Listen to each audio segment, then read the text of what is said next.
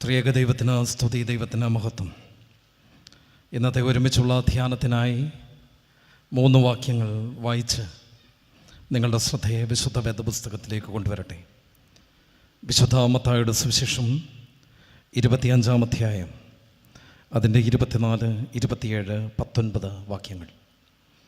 വിശുദ്ധ മത്തായിയുടെ സുവിശേഷം, the gospel of saint Matthew chapter 25 verse 24, 27 and 19.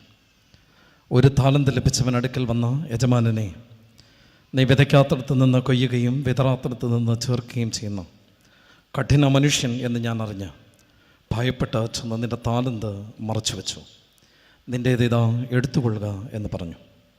27-ാം വാക്യം, നീ എൻ്റെ ദ്രവ്യം പൊൻവാണിപ്പക്കാരെ ഏൽപ്പിക്കേണ്ടിയിരുന്നു, എന്നാൽ ഞാൻ വന്ന് എൻ്റേത് പലിശയോടുകൂടെ വാങ്ങിക്കൊള്ളുമായിരുന്നു. 19-ാം വാക്യം, വളരെ കാലം കഴിഞ്ഞ ശേഷം ആ ദാസന്മാരുടെ യജമാനൻ വന്ന് അവരുമായി കണക്ക് തീർത്തു. വളരെ കാലം കഴിഞ്ഞ ശേഷം ആ ദാസന്മാരുടെ യജമാനൻ വന്ന് അവരുമായി കണക്ക് തീർത്തു. പ്രാർത്ഥിക്കാം. ദൈവമേ, സ്നേഹമുള്ള കർത്താവേ, തിരുവചനത്തിൻ്റെ ആഴങ്ങളെ തിരിച്ചറിയാനുള്ള വിവേകവും പരിജ്ഞാനവും ബലഹീനരാടിയങ്ങൾക്ക് ഇന്ന് രാത്രി തമ്പുരാൻ നൽകണമേ. ദൈവമേ, വചനകൂടാരത്തിനുള്ളിൽ ദൈവത്തിൻ്റെ പരിശുദ്ധാത്മ സാന്നിധ്യം നിറഞ്ഞ കവിയുവാൻ തക്കവണ്ണം സ്വർഗത്തിലെ ദൈവം തമ്പുരാൻ അവിടുന്ന് സഹായിക്കണമേ. ഞങ്ങളിരിക്കുന്ന ഇടം വചനത്തിൻ്റെ മുമ്പിൽ മറന്നുപോകാൻ ദൈവമേ കർത്താവേ, ഞങ്ങളുടെ ഹൃദയങ്ങളെ വചനത്തിൻ്റെ മുമ്പിൽ ദൈവമേ ഒരു നിലക്കണ്ണാടി പോലെ തുറന്നു പിടിക്കാൻ, എവിടെയാണോ ഞങ്ങൾക്ക് വീഴ്ചകൾ സംഭവിച്ചത് അതിനെ തിരിച്ചറിഞ്ഞ് ദൈവമേ ഞങ്ങളുടെ ജീവിതത്തെ ക്രമപ്പെടുത്തി മടങ്ങിപ്പോകാൻ, ഞങ്ങളുടെ വിശ്വാസ പരിപോഷണം ഏറ്റവും അധികമായി ഉറപ്പാക്കുവാൻ ഈ വർഷം ദൈവം തമ്പുരാൻ ഞങ്ങളെ സഹായിക്കണമേ. ദൈവമേ, ഇന്ന് തിരുസാന്നിധ്യം ഞങ്ങളുടെ മധ്യത്തിലുണ്ടാവണമേ.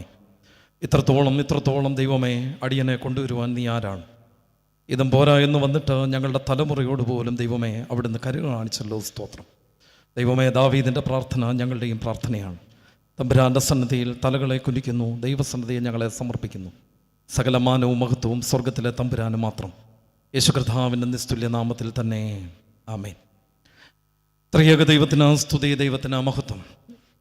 ഏറ്റവും സ്നേഹവും ആദരവുമുള്ള ഈ ഭദ്രാസനത്തിൻ്റെ അധ്യക്ഷനായി ശുശ്രൂഷ ചെയ്യുന്ന അഭിവന്യ ഡോക്ടർ മക്കാറിയോസ് തിരുമേനി, വന്യവൈദിക ശ്രേഷ്ഠരെ, സുവിശേഷകരെ, വിശ്വാസ സമൂഹമേ, നിങ്ങൾക്കെല്ലാവർക്കും വീണ്ടും വരുന്ന കർത്താവായ യേശു ക്രിസ്തുവിൻ്റെ നിസ്തുല്യ നാമത്തിൽ സ്നേഹവന്ദനം.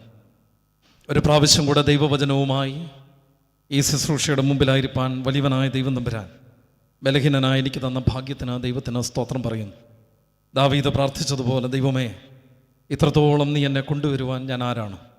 ഇതും പോരാ എന്ന് വന്നിട്ട് എൻ്റെ തലമുറയോട് പോലും ദൈവമേ നീ കരുണ കാണിച്ചല്ലോ. സ്തോത്രം.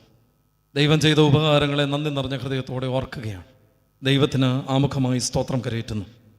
കുന്നംകുളം മലബാർ ഭദ്രാസന കൺവെൻഷൻ്റെ 73-ാമത്തെ മീറ്റിങ്ങിൽ അവസാന 2 ദിവസങ്ങളിൽ വചനം പറയാൻ എനിക്ക് നിയോഗം തന്ന ഈ ഭദ്രാസനത്തിൻ്റെ അധ്യക്ഷനായി അനുഗ്രഹീതമായ ശുശ്രൂഷ നിർവഹിക്കുന്ന അഭിവന്യ ഡോക്ടർ മാത്യൂസ് മാർ മക്കാറിയോസ് എപ്പിസ്കോപ്പ തിരുമേനിയോട് എല്ലാ ആദരവുകളും ഈ സമയത്ത് പ്രത്യേകമായിട്ട് അറിയിക്കുകയാണ്. തിരുമേനിയുടെ വളരെ അനുഗ്രഹീതമായ ശുശ്രൂഷ ഈ സഭയ്ക്കും ഈ ഭദ്രാസനത്തിനും അനുഗ്രഹീതമായി തീരുന്നതോർത്ത് ദൈവത്തെ സ്തുതിക്കുന്നു, ദൈവത്തിന് നന്ദി പറയുന്നു. മർത്തോമാ വൈദിക സെമിനാരിയിൽ ഞാൻ പഠിക്കാൻ ആരംഭിച്ചപ്പോൾ അഭിവന്യ തിരുമേനി അവിടെ നിന്ന് ഒരു അധ്യാപകനായി ശുശ്രൂഷ ചെയ്തതിന് ശേഷം തിരുമേനി മറ്റ് നിയോഗ ഇടങ്ങളിലേക്ക് മാറിപ്പോവുകയുണ്ടായി. ആദ്യമായിട്ടാണ് തിരുമേനിയോടൊപ്പം ഒരു ശുശ്രൂഷയിൽ പങ്കുചേരാൻ ദൈവം ഭാഗ്യം തരുന്നത്. ഈ അവസരത്തെ നന്ദി നിറഞ്ഞ ഹൃദയത്തോടെ ഓർക്കുന്നു. ഈ ഭദ്രാസനത്തിൻ്റെ സെക്രട്ടറിയായി ശുശ്രൂഷ ചെയ്യുന്ന പ്രിയപ്പെട്ട സജു ബി ജോണച്ചൻ, ഞാൻ കോന്നി വകയാർ മുതുവീഴങ്കൽ സ്വദേശിയാണ്. എൻ്റെ ദേശത്ത് പൂവൻപാറ മർത്തോമ പള്ളിയിൽ അച്ഛൻ ശുശ്രൂഷ ചെയ്യുമ്പോൾ ഞാൻ വൈദിക സെമിനാരി വിദ്യാർത്ഥിയാണ്. അന്ന് തുടങ്ങിയ ആഴമായ സ്നേഹബന്ധം, ഹൃദയ അടുപ്പം ഇന്നും നന്നായി സൂക്ഷിപ്പാൻ സ്വർഗത്തിലെ ദൈവം ഭാഗ്യം തരുന്നു. അച്ഛൻ്റെ ശുശ്രൂഷകളിൽ ഞങ്ങൾ യുവജനങ്ങൾ എന്നും ഭാഗമായിട്ടുണ്ട്. അത് നന്ദിയോടെ ഇത്തരുണത്തിൽ ഓർക്കുന്നു, അച്ഛനോടുള്ള സന്തോഷം അറിയിക്കുന്നു. ഈ കൺവെൻഷൻ്റെ ജനറൽ കൺവീനറായിരിക്കുന്ന ജോ മാത്യു അച്ഛനും ഞാനും ഒരേ ദൈവാലയത്തിൽ നിന്ന് പട്ടം കെട്ടപ്പെട്ടവരാണ്. കോന്നി വകയാർ മുതുവേഴെങ്കിൽ സെൻറ് തോമസ് മാർത്തോമയുടെ വകയിൽ ഞങ്ങൾക്ക് മുമ്പേ വൈദിക ശുശ്രൂഷയിലേക്ക് പ്രവേശിച്ച അനുഗ്രഹീതനായ വൈദികനാണ് പ്രിയപ്പെട്ട ജോ മാത്യു അച്ഛൻ. അച്ഛൻ്റെ ശുശ്രൂഷ ഇടങ്ങളിൽ വ്യാപരിക്കുന്ന ദൈവകൃപ കണ്ട് ദൈവത്തിന് ഏറെ സ്തോത്രം പറയുന്നു.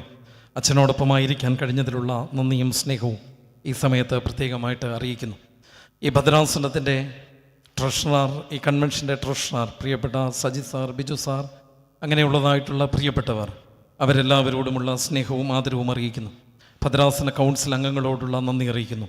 വൈദിക ശ്രേഷ്ഠർ, വളരെ പ്രബുദ്ധരായ വൈദിക ശ്രേഷ്ഠർ, സൺഡേ സ്കൂൾ സമാജത്തിൻ്റെ ജനറൽ സെക്രട്ടറി സജേഷ് അച്ഛൻ ഉൾപ്പെടെ പ്രിയപ്പെട്ട വൈദിക ശ്രേഷ്ഠരെല്ലാവരോടും, പ്രത്യേകിച്ച് ഏറെ സ്നേഹം നൽകുന്ന അനുജനെ പോലെ, ഒരു സതീർത്ഥ്യനെ പോലെ ചേർത്ത് പിടിക്കുന്ന എല്ലാവരോടുമുള്ള സ്നേഹം, സുവിശേഷകരോടും വിശ്വാസ സമൂഹത്തോടും ഗായക സംഘത്തോടും പ്രത്യേകമായിട്ടുള്ള എല്ലാ സ്നേഹവും സന്തോഷവും ഈ സമയത്ത് പ്രത്യേകമായിട്ട് അറിയിക്കുകയാണ്. ഈ ദിവസങ്ങളിൽ പ്രാർത്ഥനയിൽ ഓർത്തവർ, ഇന്ന് പ്രാർത്ഥനയിൽ വഹിക്കുന്നവർ എല്ലാവരോടുമുള്ള സ്നേഹം പ്രത്യേകമായി ഈ സമയത്ത് അറിയിച്ചുകൊണ്ട് ഞാൻ എൻ്റെ ധ്യാന വിചാരത്തിലേക്ക് പ്രവേശിക്കണം എന്ന് ആഗ്രഹിക്കുകയാണ്. ഞാൻ ശുശ്രൂഷ ചെയ്യുന്ന ഭോപ്പാൽ സെൻറ്റ് പീറ്റേഴ്സ് മാർത്തോമ ഇടവക ഈ ശുശ്രൂഷയ്ക്ക് വരുവാൻ എനിക്ക് അനുവാദം നൽകിയ ഡൽഹി ഭദ്രാസന അധ്യക്ഷൻ്റെ ഇടവക എല്ലാ പ്രിയപ്പെട്ടവരോടുമുള്ള സ്നേഹാദരവുകൾ അറിയിക്കട്ടെ. പ്രിയമുള്ളവരെ, ഈ ചുങ്കത്തറ കൺവെൻഷനിൽ 2ാം പ്രാവശ്യമാണ് ഞാൻ വചന ശുശ്രൂഷയ്ക്കായി കടന്നു വരുന്നത്. 2019 ചുങ്കത്തറ ഭദ്രാസന കൺവെൻഷൻ്റെ ആദ്യത്തെ 3 ദിവസങ്ങൾ, തിങ്കൾ, ചൊവ്വ, ബുധൻ ദിവസങ്ങളിൽ ഈ വേദിയിൽ നിന്ന് ദൈവവചനം പ്രസംഗിക്കാൻ എനിക്ക് ഭാഗ്യം ലഭിച്ചിട്ടുണ്ട് എന്നുള്ളത് നന്ദിയോടെ ഓർക്കുന്നു. അന്ന് തീത്തോസ് തിരുമേനി ഭദ്രാസനത്തിൻ്റെ ശുശ്രൂഷയിലായിരിക്കുമ്പോൾ ഞാൻ വന്നതാണ്. അതിനുശേഷം ഏകദേശം 6 വർഷങ്ങൾക്കിപ്പുറം വീണ്ടും ഒരു പ്രാവശ്യം കൂടെ ഈ വേദിയിൽ കയറി നിൽക്കാൻ ദൈവം നമ്പുരാൻ കൃപ തന്നു. ഒരു മനുഷ്യനെ, അദ്ദേഹത്തെ വീണ്ടും ഒരു പ്രാവശ്യം കൂടെ ആ വേദിയിലേക്ക് വിളിക്കണമെന്നുണ്ടെങ്കിൽ 2-3 കാരണങ്ങളുണ്ട്. ഒന്നുകിൽ അദ്ദേഹത്തിൻ്റെ പ്രസംഗം നല്ലതാണെങ്കിൽ വീണ്ടും വിളിക്കാനുള്ള സാധ്യതയുണ്ട്. രണ്ടാമത്, ഇനി മേലാൽ വരരുത് എന്നൊന്ന് ഓർമ്മപ്പെടുത്താൻ വേണ്ടി, കാരണം ഭോപ്പാലിൽ വന്ന് പറയാൻ പറ്റത്തില്ലല്ലോ, അതുകൊണ്ട് വിളിച്ച് നേരിട്ട് പറയുന്നത് ഒരു നല്ല പതിവാണല്ലോ, അപ്പോൾ അങ്ങനെ വിളിക്കാൻ സാധ്യതയുണ്ട്. മൂന്നാമതായിട്ട്, പണ്ട് പ്രസംഗിച്ച പ്രസംഗം അത്ര ശരിയായില്ലടോ, അതുകൊണ്ട് അത് നന്നായിട്ട് പ്രസംഗിച്ചിട്ട് താൻ ഇവിടെ നിന്ന് പോയാൽ മതി എന്ന് പറയാൻ മൂന്നാമതൊന്നുകൂടെ വിളിക്കാം. പ്രിയപ്പെട്ട സജുവച്ചൻ വിളിച്ചപ്പോഴേ പറഞ്ഞു, അന്നത്തെ അങ്ങോട്ട് ഏറ്റില്ല, അതുകൊണ്ട് ഒന്നുകൂടെ വരണം, വന്ന് അതിൻ്റെ കുറവ് തീർത്തിട്ട് തിരിച്ചു പോകണം. എന്ന് തന്നെയായിരുന്നാലും ദൈവ കൃപയിൽ ശരണപ്പെട്ടുകൊണ്ട് ചില ചിന്തകൾ നിങ്ങളോട് പങ്കുവെക്കാൻ ആഗ്രഹിക്കുകയാണ്. പ്രിയപ്പെട്ട CV സൈമൺ അച്ഛനും പ്രിയപ്പെട്ട ബാബു സാറും കഴിഞ്ഞ ദിവസങ്ങളിൽ അനുഗ്രഹീതമായ ദൈവവചനം പങ്കുവച്ചത് ഓർക്കുന്നുണ്ടാവുമല്ലോ. അന്ന എൽക്കാന ദമ്പതികളുടെ ജീവിതത്തിൽ നിന്നും, ബെഥെസ്ദ കുളക്കടവിലെ രോഗിയിൽ നിന്നും, അതുപോലെ യഹസ്കേൽ പ്രവാചകൻ്റെ പുസ്തകത്തിലെ താഴ്വരയിലെ അസ്ഥികളെക്കുറിച്ചും അനുഗ്രഹീതമായ പ്രഭാഷണങ്ങൾ ഇതിനോടകം ചുങ്കത്തറയിൽ കേട്ടുകഴിഞ്ഞു. ഇന്ന് രാത്രി സുപരിചിതമായൊരു വേദഭാഗത്തിലേക്കാണ് ഞാൻ നിങ്ങളുടെ ശ്രദ്ധയെ കൂട്ടിക്കൊണ്ടുപോകുന്നത്. വിശുദ്ധ മത്തായിയുടെ സുവിശേഷം 25-ാം അധ്യായം അതിൻ്റെ 14 മുതൽ 30 വരെയുള്ള വാക്യങ്ങൾ വായിച്ച് കേട്ടതുകൊണ്ട് ഇനി ഒരു വായനയില്ല. നിങ്ങളുടെ ശ്രദ്ധ ഇനിയുള്ള നിമിഷങ്ങളിൽ വേദപുസ്തകത്തിൽ മാത്രമായിരിക്കണം എന്ന ശ്രദ്ധയോടെ ഓർമ്മിപ്പിക്കുകയാണ്. കേട്ടിട്ടുള്ള പ്രസംഗം അണച്ചു, അല്ലെങ്കിൽ ഒത്തിരി പ്രസംഗം കേട്ടവരണച്ചു. 73-ാമത്തെ കൺവെൻഷനാണ്. അതുകൊണ്ട് മനസ്സടച്ച് പുസ്തകവും അടച്ച് കൈയും കെട്ടിയിരിക്കരുത് എന്ന സ്നേഹത്തോടെ ഓർമ്മിപ്പിക്കുകയാണ്. എന്നെ പഠിപ്പിച്ച MV അബ്രഹാം അച്ഛൻ പറഞ്ഞൊരു കഥയുണ്ട്. അച്ഛൻ ഇങ്ങനെയാണ് പറയുന്നത്: തിരക്ക് പിടിച്ച ഒരു ടൗണിൽ റോഡ് മുറിച്ച് കിടക്കാൻ വല്ലാതെ പ്രയാസപ്പെടുന്നതായിട്ടുള്ള ഒരു കാലഘട്ടം. അവിടെ പോലീസുകാരനെ അസൈൻ ചെയ്തിട്ടുണ്ട്. റോഡ് മുറിച്ച് കിടക്കാൻ ആളുകളെ സഹായിക്കുന്നതിന് വേണ്ടി പോലീസുകാരനെ നിർത്തിയിട്ടുണ്ട്. അപ്പോൾ ഒരമ്മച്ചി ഈ റോഡ് മുറിച്ച് കിടക്കാനായിട്ട് ശ്രമിക്കുകയാണ്. ഈ പോലീസുകാരൻ പിറകിൽ നിന്ന് വിസിലടിക്കുകയാണ്. അമ്മച്ചി തിരിഞ്ഞു നോക്കുന്നില്ല. വണ്ടികളിങ്ങനെ ചീറിപ്പാഞ്ഞു വരികയാണ്. എന്തും സംഭവിക്കാം, ഏത് നിമിഷം അവിടെ ഒരു ആക്സിഡൻറ്റ് നടക്കാം. ഈ പോലീസുകാരൻ്റെ അനുവാദം കാത്തു നിൽക്കാതെ വളരെ കൂളായി ഈ പ്രായമായ അമ്മച്ചി റോഡ് മുറിച്ച് കിടക്കുകയാണ്. അമ്മച്ചി ഏകദേശം റോഡിൻ്റെ ഒത്ത നടുക്കെത്തിയിട്ടുണ്ട്. അടുത്ത പകുതി എങ്ങനെ മുഴുമിപ്പിക്കുമെന്ന് ഒരു പിടുത്തമില്ല. വളരെ വലിയ ശബ്ദത്തിലാണ് വണ്ടികളൊക്കെ വന്ന് സഡൻ ബ്രേക്ക് ഇട്ട് നിൽക്കുന്നത്. ഉടനെ പെട്ടെന്ന് ഈ പോലീസുകാരൻ ഇനി ഒരു സെക്കൻഡെങ്കിലും അമാന്തിച്ചാൽ ഈ അമ്മച്ചിയുടെ ജീവിതം ഈ വഴിയിൽ പൊലിഞ്ഞു പോകും. തൻ്റെ ഡ്യൂട്ടിക്ക് അത് ക്ഷീണമാണ് എന്ന് കണ്ടുകൊണ്ട് അദ്ദേഹം ഓടിച്ചെന്ന് അദ്ദേഹത്തിൻ്റെ ബലിഷ്ഠമായ കരം കൊണ്ട് അമ്മച്ചിയുടെ കയ്യിൽ പിടിച്ചിട്ട് അമ്മച്ചിയോട് ഇങ്ങനെ ചോദിക്കുന്നുണ്ട്: അമ്മച്ചി, എത്ര പ്രാവശ്യമായിട്ട് ഞാൻ പുറകിൽ നിന്ന് വിസിലടിക്കുകയാണ്, അമ്മച്ചി ഒന്ന് തിരിഞ്ഞു പോലും നോക്കിയില്ലേ? അമ്മച്ചി ശ്രദ്ധിക്കണം, ഇത് ഇപ്പോൾ ക്രോസ് ചെയ്യുന്നതിനുള്ള സമയമല്ല. ഉടനെ അമ്മച്ചി ഒരു പുഞ്ചിരിയോടെ ഈ ചെറുപ്പക്കാരനായ പോലീസുകാരനോട് ഇങ്ങനെ പറഞ്ഞു എന്നാണ് ആ കഥയിൽ അച്ഛൻ പറഞ്ഞു വെച്ചത്: മോനെ, ഇതിനു മുമ്പ് എൻ്റെ ആയ കാലത്തിൽ ഇതുപോലെ വിസിലടിച്ച എത്രയോ അവന്മാർ എൻ്റെ പുറകെ വന്നതാ. അന്ന് നിന്നതല്ല, പിന്നാണ് ഈ വയസ്സാം കാലത്ത്. അതുകൊണ്ട് പ്രിയമുള്ളവരെ, ഇന്ന് കുന്നംകുളം മലബാർ ഭദ്രാസനത്തിലിരിക്കുന്നവർ മനസ്സിൽ പറയുന്ന ഒരു വിചാരം എനിക്കറിയാം. അച്ഛാ, ഇതിനേക്കാൾ വമ്പന്മാർ വന്ന് എത്രയോ വിസിലടിച്ചിട്ട് പോയതാണ്. എന്നിട്ടാണ് ഭോപ്പാലിൽ നിന്ന് വണ്ടി കയറി ഞങ്ങളോട് സുവിശേഷം പറയാൻ. ഒന്നും ഏക്കത്തില്ലച്ചു എന്നുള്ള മുൻവിധിയോടെയാണ് എങ്കിൽ ഒരു നിമിഷം തമ്പുരാൻ്റെ മുമ്പിൽ വിധേയപ്പെടണം, വിനയപ്പെടണം. ചില ധ്യാന വിചാരങ്ങൾ വളരെ പെട്ടെന്ന് പങ്കുവെച്ച് അവസാനിപ്പിക്കാം എന്നാഗ്രഹിക്കുകയാണ്. പ്രിയമുള്ളവരെ, വിശുദ്ധ മത്തായിയുടെ സുവിശേഷം തികച്ചും യഹൂദ ക്രിസ്ത്യാനികളായ ഒരു സമൂഹത്തെ മുമ്പിൽ കണ്ടുകൊണ്ട് എഴുതുന്നതായിട്ടുള്ള ഒരു സുവിശേഷമാണ് എന്നുള്ളത് എനിക്ക് നിങ്ങൾക്കും നന്നായി അറിയാം. സഭ പരാജയപ്പെടുന്ന ഇടങ്ങളെ മുമ്പിൽ കണ്ടുകൊണ്ട് എഴുത്തുകാരൻ തൻ്റെ വായനക്കാരെ ഈ പുസ്തകത്തിൽ വളരെ സുന്ദരമായി മുൻപോട്ട് കൊണ്ടുപോകുന്നത് നമുക്ക് കാണാൻ സാധിക്കും. യേശു കർത്താവിൻ്റെ വരവ് പ്രതീക്ഷിച്ച ഒരു സമൂഹമെങ്കിലും വല്ലാതെ അലസമായി പോയൊരു സമൂഹമായിരുന്നു അവർ എന്നുള്ളത് ഈ പുസ്തകം വായിക്കുമ്പോൾ നിങ്ങൾക്ക് നന്നായി മനസ്സിലാകും. കർത്താവിൻ്റെ വരവ് കാത്തിരുന്നവർ എങ്കിലും യാതൊരു ഇടപെടലുകളുമില്ലാതെ ഒരു നിർമ്മമത കാത്തു സൂക്ഷിച്ച ഒരു സമൂഹത്തിലാണ് ഈ പുസ്തകത്തിൻ്റെ രചന വളരെ ഭംഗിയായി മുൻപോട്ട് പോകുന്നത്. ഒരു ജാഗ്രതയുടെ കാലമാണ് ഞാനും നിങ്ങളും സൂക്ഷിക്കേണ്ടത് എന്ന് വളരെ കൃത്യമായി വേദഭാഗം എന്നെ നിങ്ങളെ ഓർമ്മപ്പെടുത്തുന്നുണ്ട്. വിശുദ്ധ വേദപുസ്തകത്തിൽ ജാഗ്രതയെ സൂചിപ്പിക്കാൻ 3 പദങ്ങൾ വളരെ ഭംഗിയായി ഉപയോഗിക്കുന്നുണ്ട്. 1, നിൻ്റെ അര മുറുക്കണം എന്നുള്ളതാണ്. 2, നിൻ്റെ വിളക്ക് കത്തിക്കൊണ്ടിരിക്കണം. 3, നീ ഉണർന്നിരിക്കണം. അങ്ങനെയാണെങ്കിൽ കുന്നംകുളം മലബാർ ഭദ്രാസനത്തിലെ വിശ്വാസ സമൂഹമേ, അറിഞ്ഞോ അറിയാതെയോ ഒരു അലസതയുടെ, ഒരു നിർമ്മമതയുടെ ജീവിതാനുഭവം എന്നെയും നിങ്ങളെയും വല്ലാതെ ഗ്രസിച്ചിട്ടുണ്ട് എന്നുള്ളത് മറന്നു പോകരുത്. ഇന്നലെ രാത്രിയൊക്കെ പ്രസംഗിച്ചവർ പറയുന്നത് കേട്ടു, കുന്നംകുളം മലബാർ ഭദ്രാസനത്തിൽ ഇങ്ങനെയല്ലായിരുന്നു, നിങ്ങൾ സ്തോത്രം പറയുന്നില്ല, പ്രൈസ് ലോർഡ് പറയുന്നില്ല എന്നൊക്കെ ഞാനിങ്ങനെ ഓൺലൈനിൽ കണ്ടു. എവിടെയാണ് ഒരു വല്ലാത്ത നിസ്സംഗതയുടെ ആത്മാവ് എന്നെയും നിങ്ങളെയും പിടിച്ച് പൂട്ടിക്കളഞ്ഞത് എന്നുള്ളത് ഞാനും നിങ്ങളും ഓർക്കേണ്ടത് അത്യാവശ്യമാണ്. അരമുറുക്കേണ്ട, ഉണർന്നിരിക്കേണ്ട, വിളക്ക് കത്തിയിരിക്കേണ്ട ഈ നാഴികയിൽ ക്രിസ്ത്യാനി പുലർത്തേണ്ട ഒരു ജാഗ്രതയുടെ പാഠം അറിഞ്ഞോ അറിയാതെയോ കുന്നംകുളം മലബാർ ഭദ്രാസനത്തിലെ വിശ്വാസികളെ നിങ്ങൾ മറന്നുപോയിട്ടുണ്ടെങ്കിൽ ഇന്ന് രാത്രി നിങ്ങളത് മറക്കരുത് എന്ന് ഓർമ്മപ്പെടുത്തിക്കൊണ്ടാണ് എൻ്റെ വിചാരം മുൻപോട്ട് കൊണ്ടുപോകാൻ ആഗ്രഹിക്കുന്നത്. വിശുദ്ധ വേദപുസ്തകത്തിൽ 2 ഭാഗത്ത് താലന്തുകളുടെ ഉപമകളെ വളരെ ഭംഗിയായി ചിത്രീകരിക്കുന്നുണ്ട്. 1 മത്തായിയുടെ സുവിശേഷം 25-ാം അധ്യായത്തിൽ ഇപ്പോൾ വായിച്ചു കേട്ട 14 മുതൽ 30 വരെയുള്ള വാക്യങ്ങളാണ് എങ്കിൽ, രണ്ടാമത്തെ ഭാഗം ലൂക്കോസിൻ്റെ സുവിശേഷം 19-ാം അധ്യായം അതിൻ്റെ 11 മുതൽ 27 വരെയുള്ള വാക്യങ്ങളാണ്. ഇത് തമ്മിൽ ചില വ്യത്യാസങ്ങളുണ്ട് എന്ന് നിങ്ങൾ മറന്നു പോകരുത് എന്ന് ഞാൻ നിങ്ങളെ ഓർമ്മപ്പെടുത്തുകയാണ്. ഇവിടെ രേഖപ്പെടുത്തിയിരിക്കുന്നത് ഒരുവൻ 5 താലന്ത്, ഒരുവന് 2, ഒരുവന് 1 എന്നിങ്ങനെ പ്രാപ്തി പോലെ കൊടുത്തു എന്നാണ് പറയുന്നത്.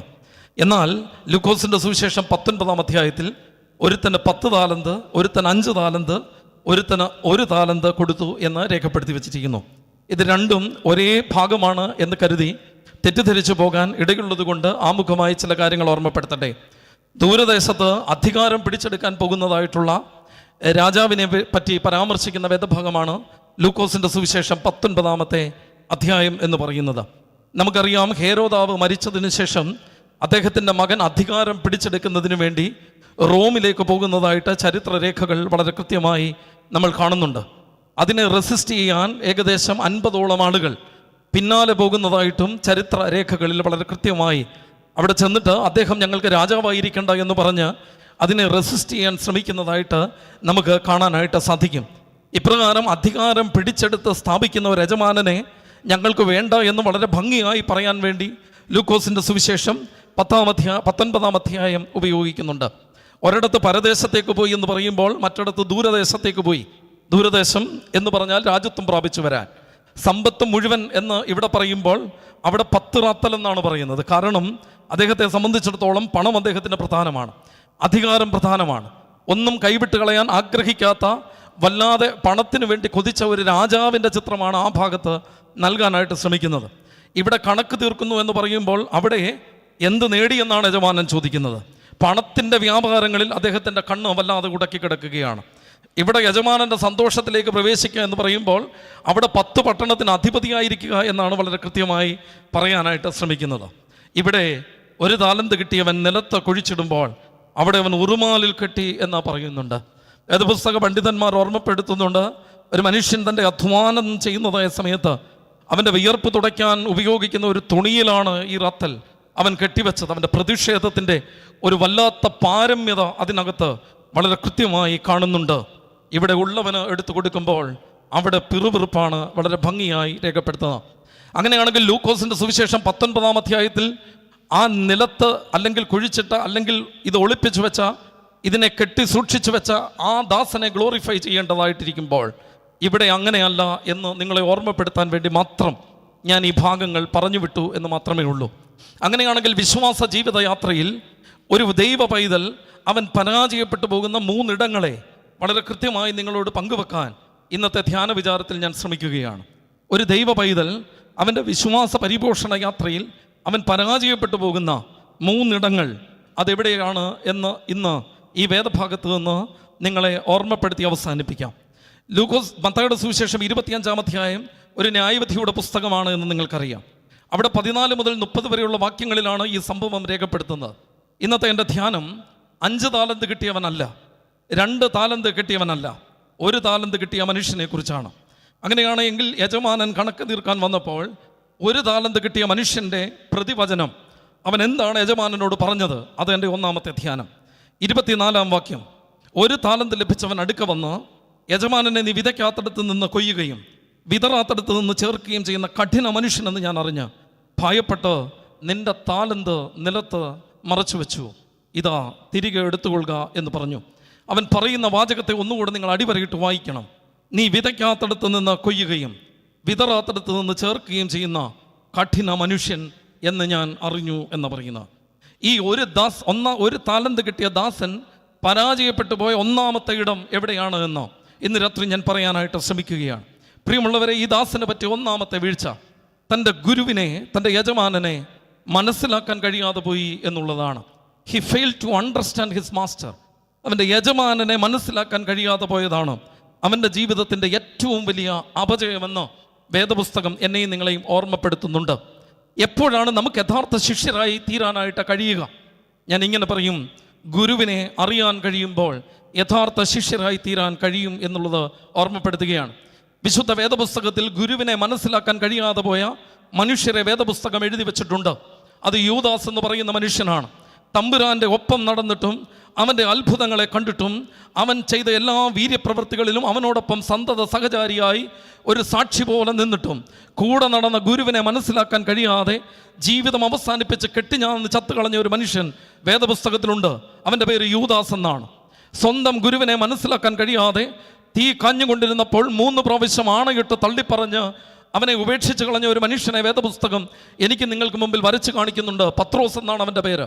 എന്നെ കേൾക്കുന്ന പ്രിയമുള്ളവരെ, അറിഞ്ഞോ അറിയാതെയോ ഗുരുവിനോടൊപ്പം നടക്കുന്നുവെന്ന് അവകാശപ്പെടുന്നുവെങ്കിലും, അറിഞ്ഞോ അറിയാതെയോ യജമാനനോടൊപ്പമാണെന്ന് അവകാശപ്പെടുന്നുവെങ്കിലും, അറിഞ്ഞോ അറിയാതെയോ ഞാൻ ദൈവത്തിൻ്റെ പൈതലാണെന്ന് അവകാശപ്പെടുന്നുവെങ്കിലും ദൈവത്തെ മനസ്സിലാക്കാൻ കഴിയാതെ പോയ ഒരു കുറവ് നമുക്കുണ്ട് എന്ന് ഇന്ന് രാത്രി ഈ വചനകൂടാരത്തിൽ വിളിച്ചു പറയാൻ ഞാൻ ആഗ്രഹിക്കുകയാണ് എന്നുള്ളത് മറന്നു പോകരുത്.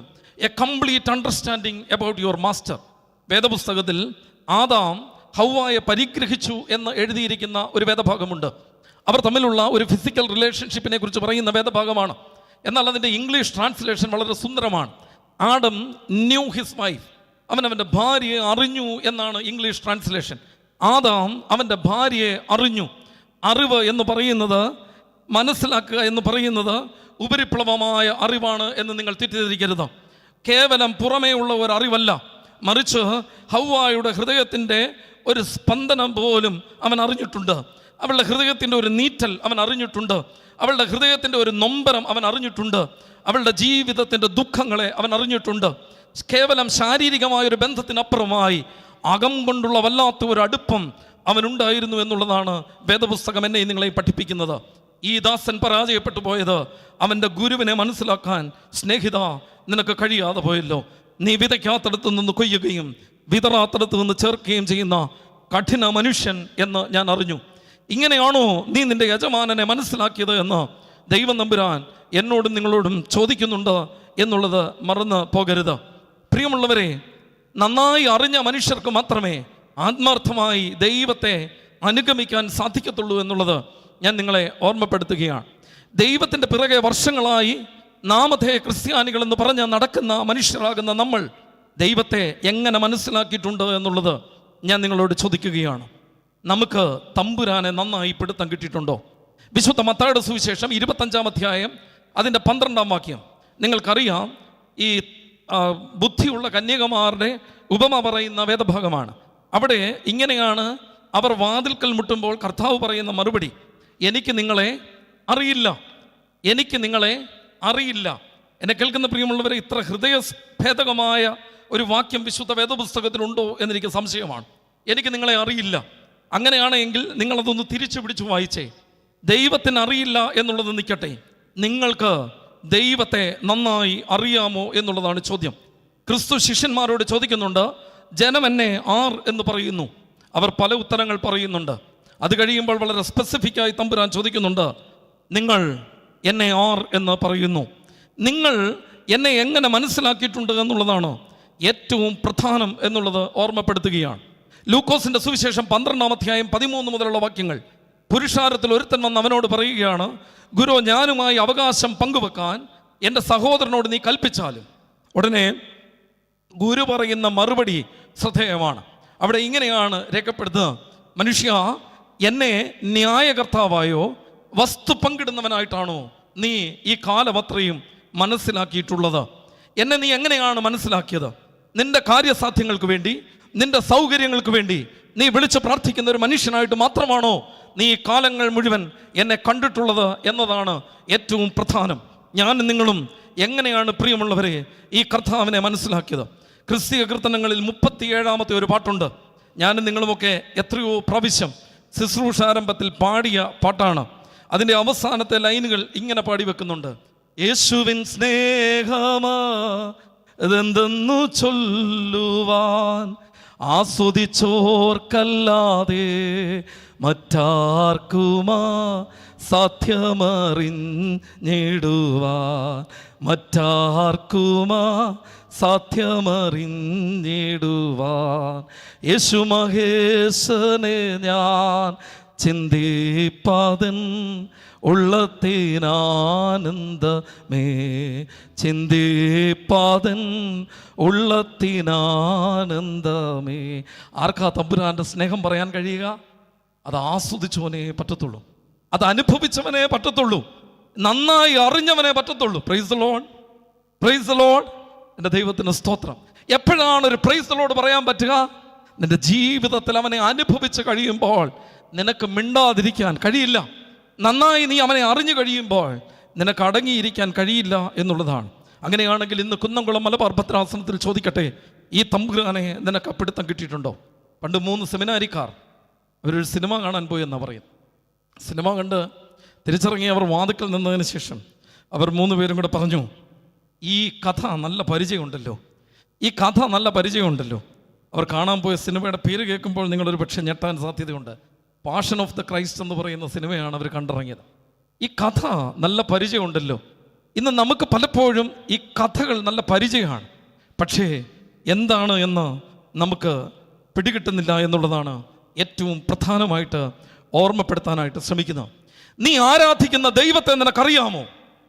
നീ അനുഭവിക്കുന്ന വിശുദ്ധ കുർബാന എന്താണെന്ന് നിനക്കറിയാമോ?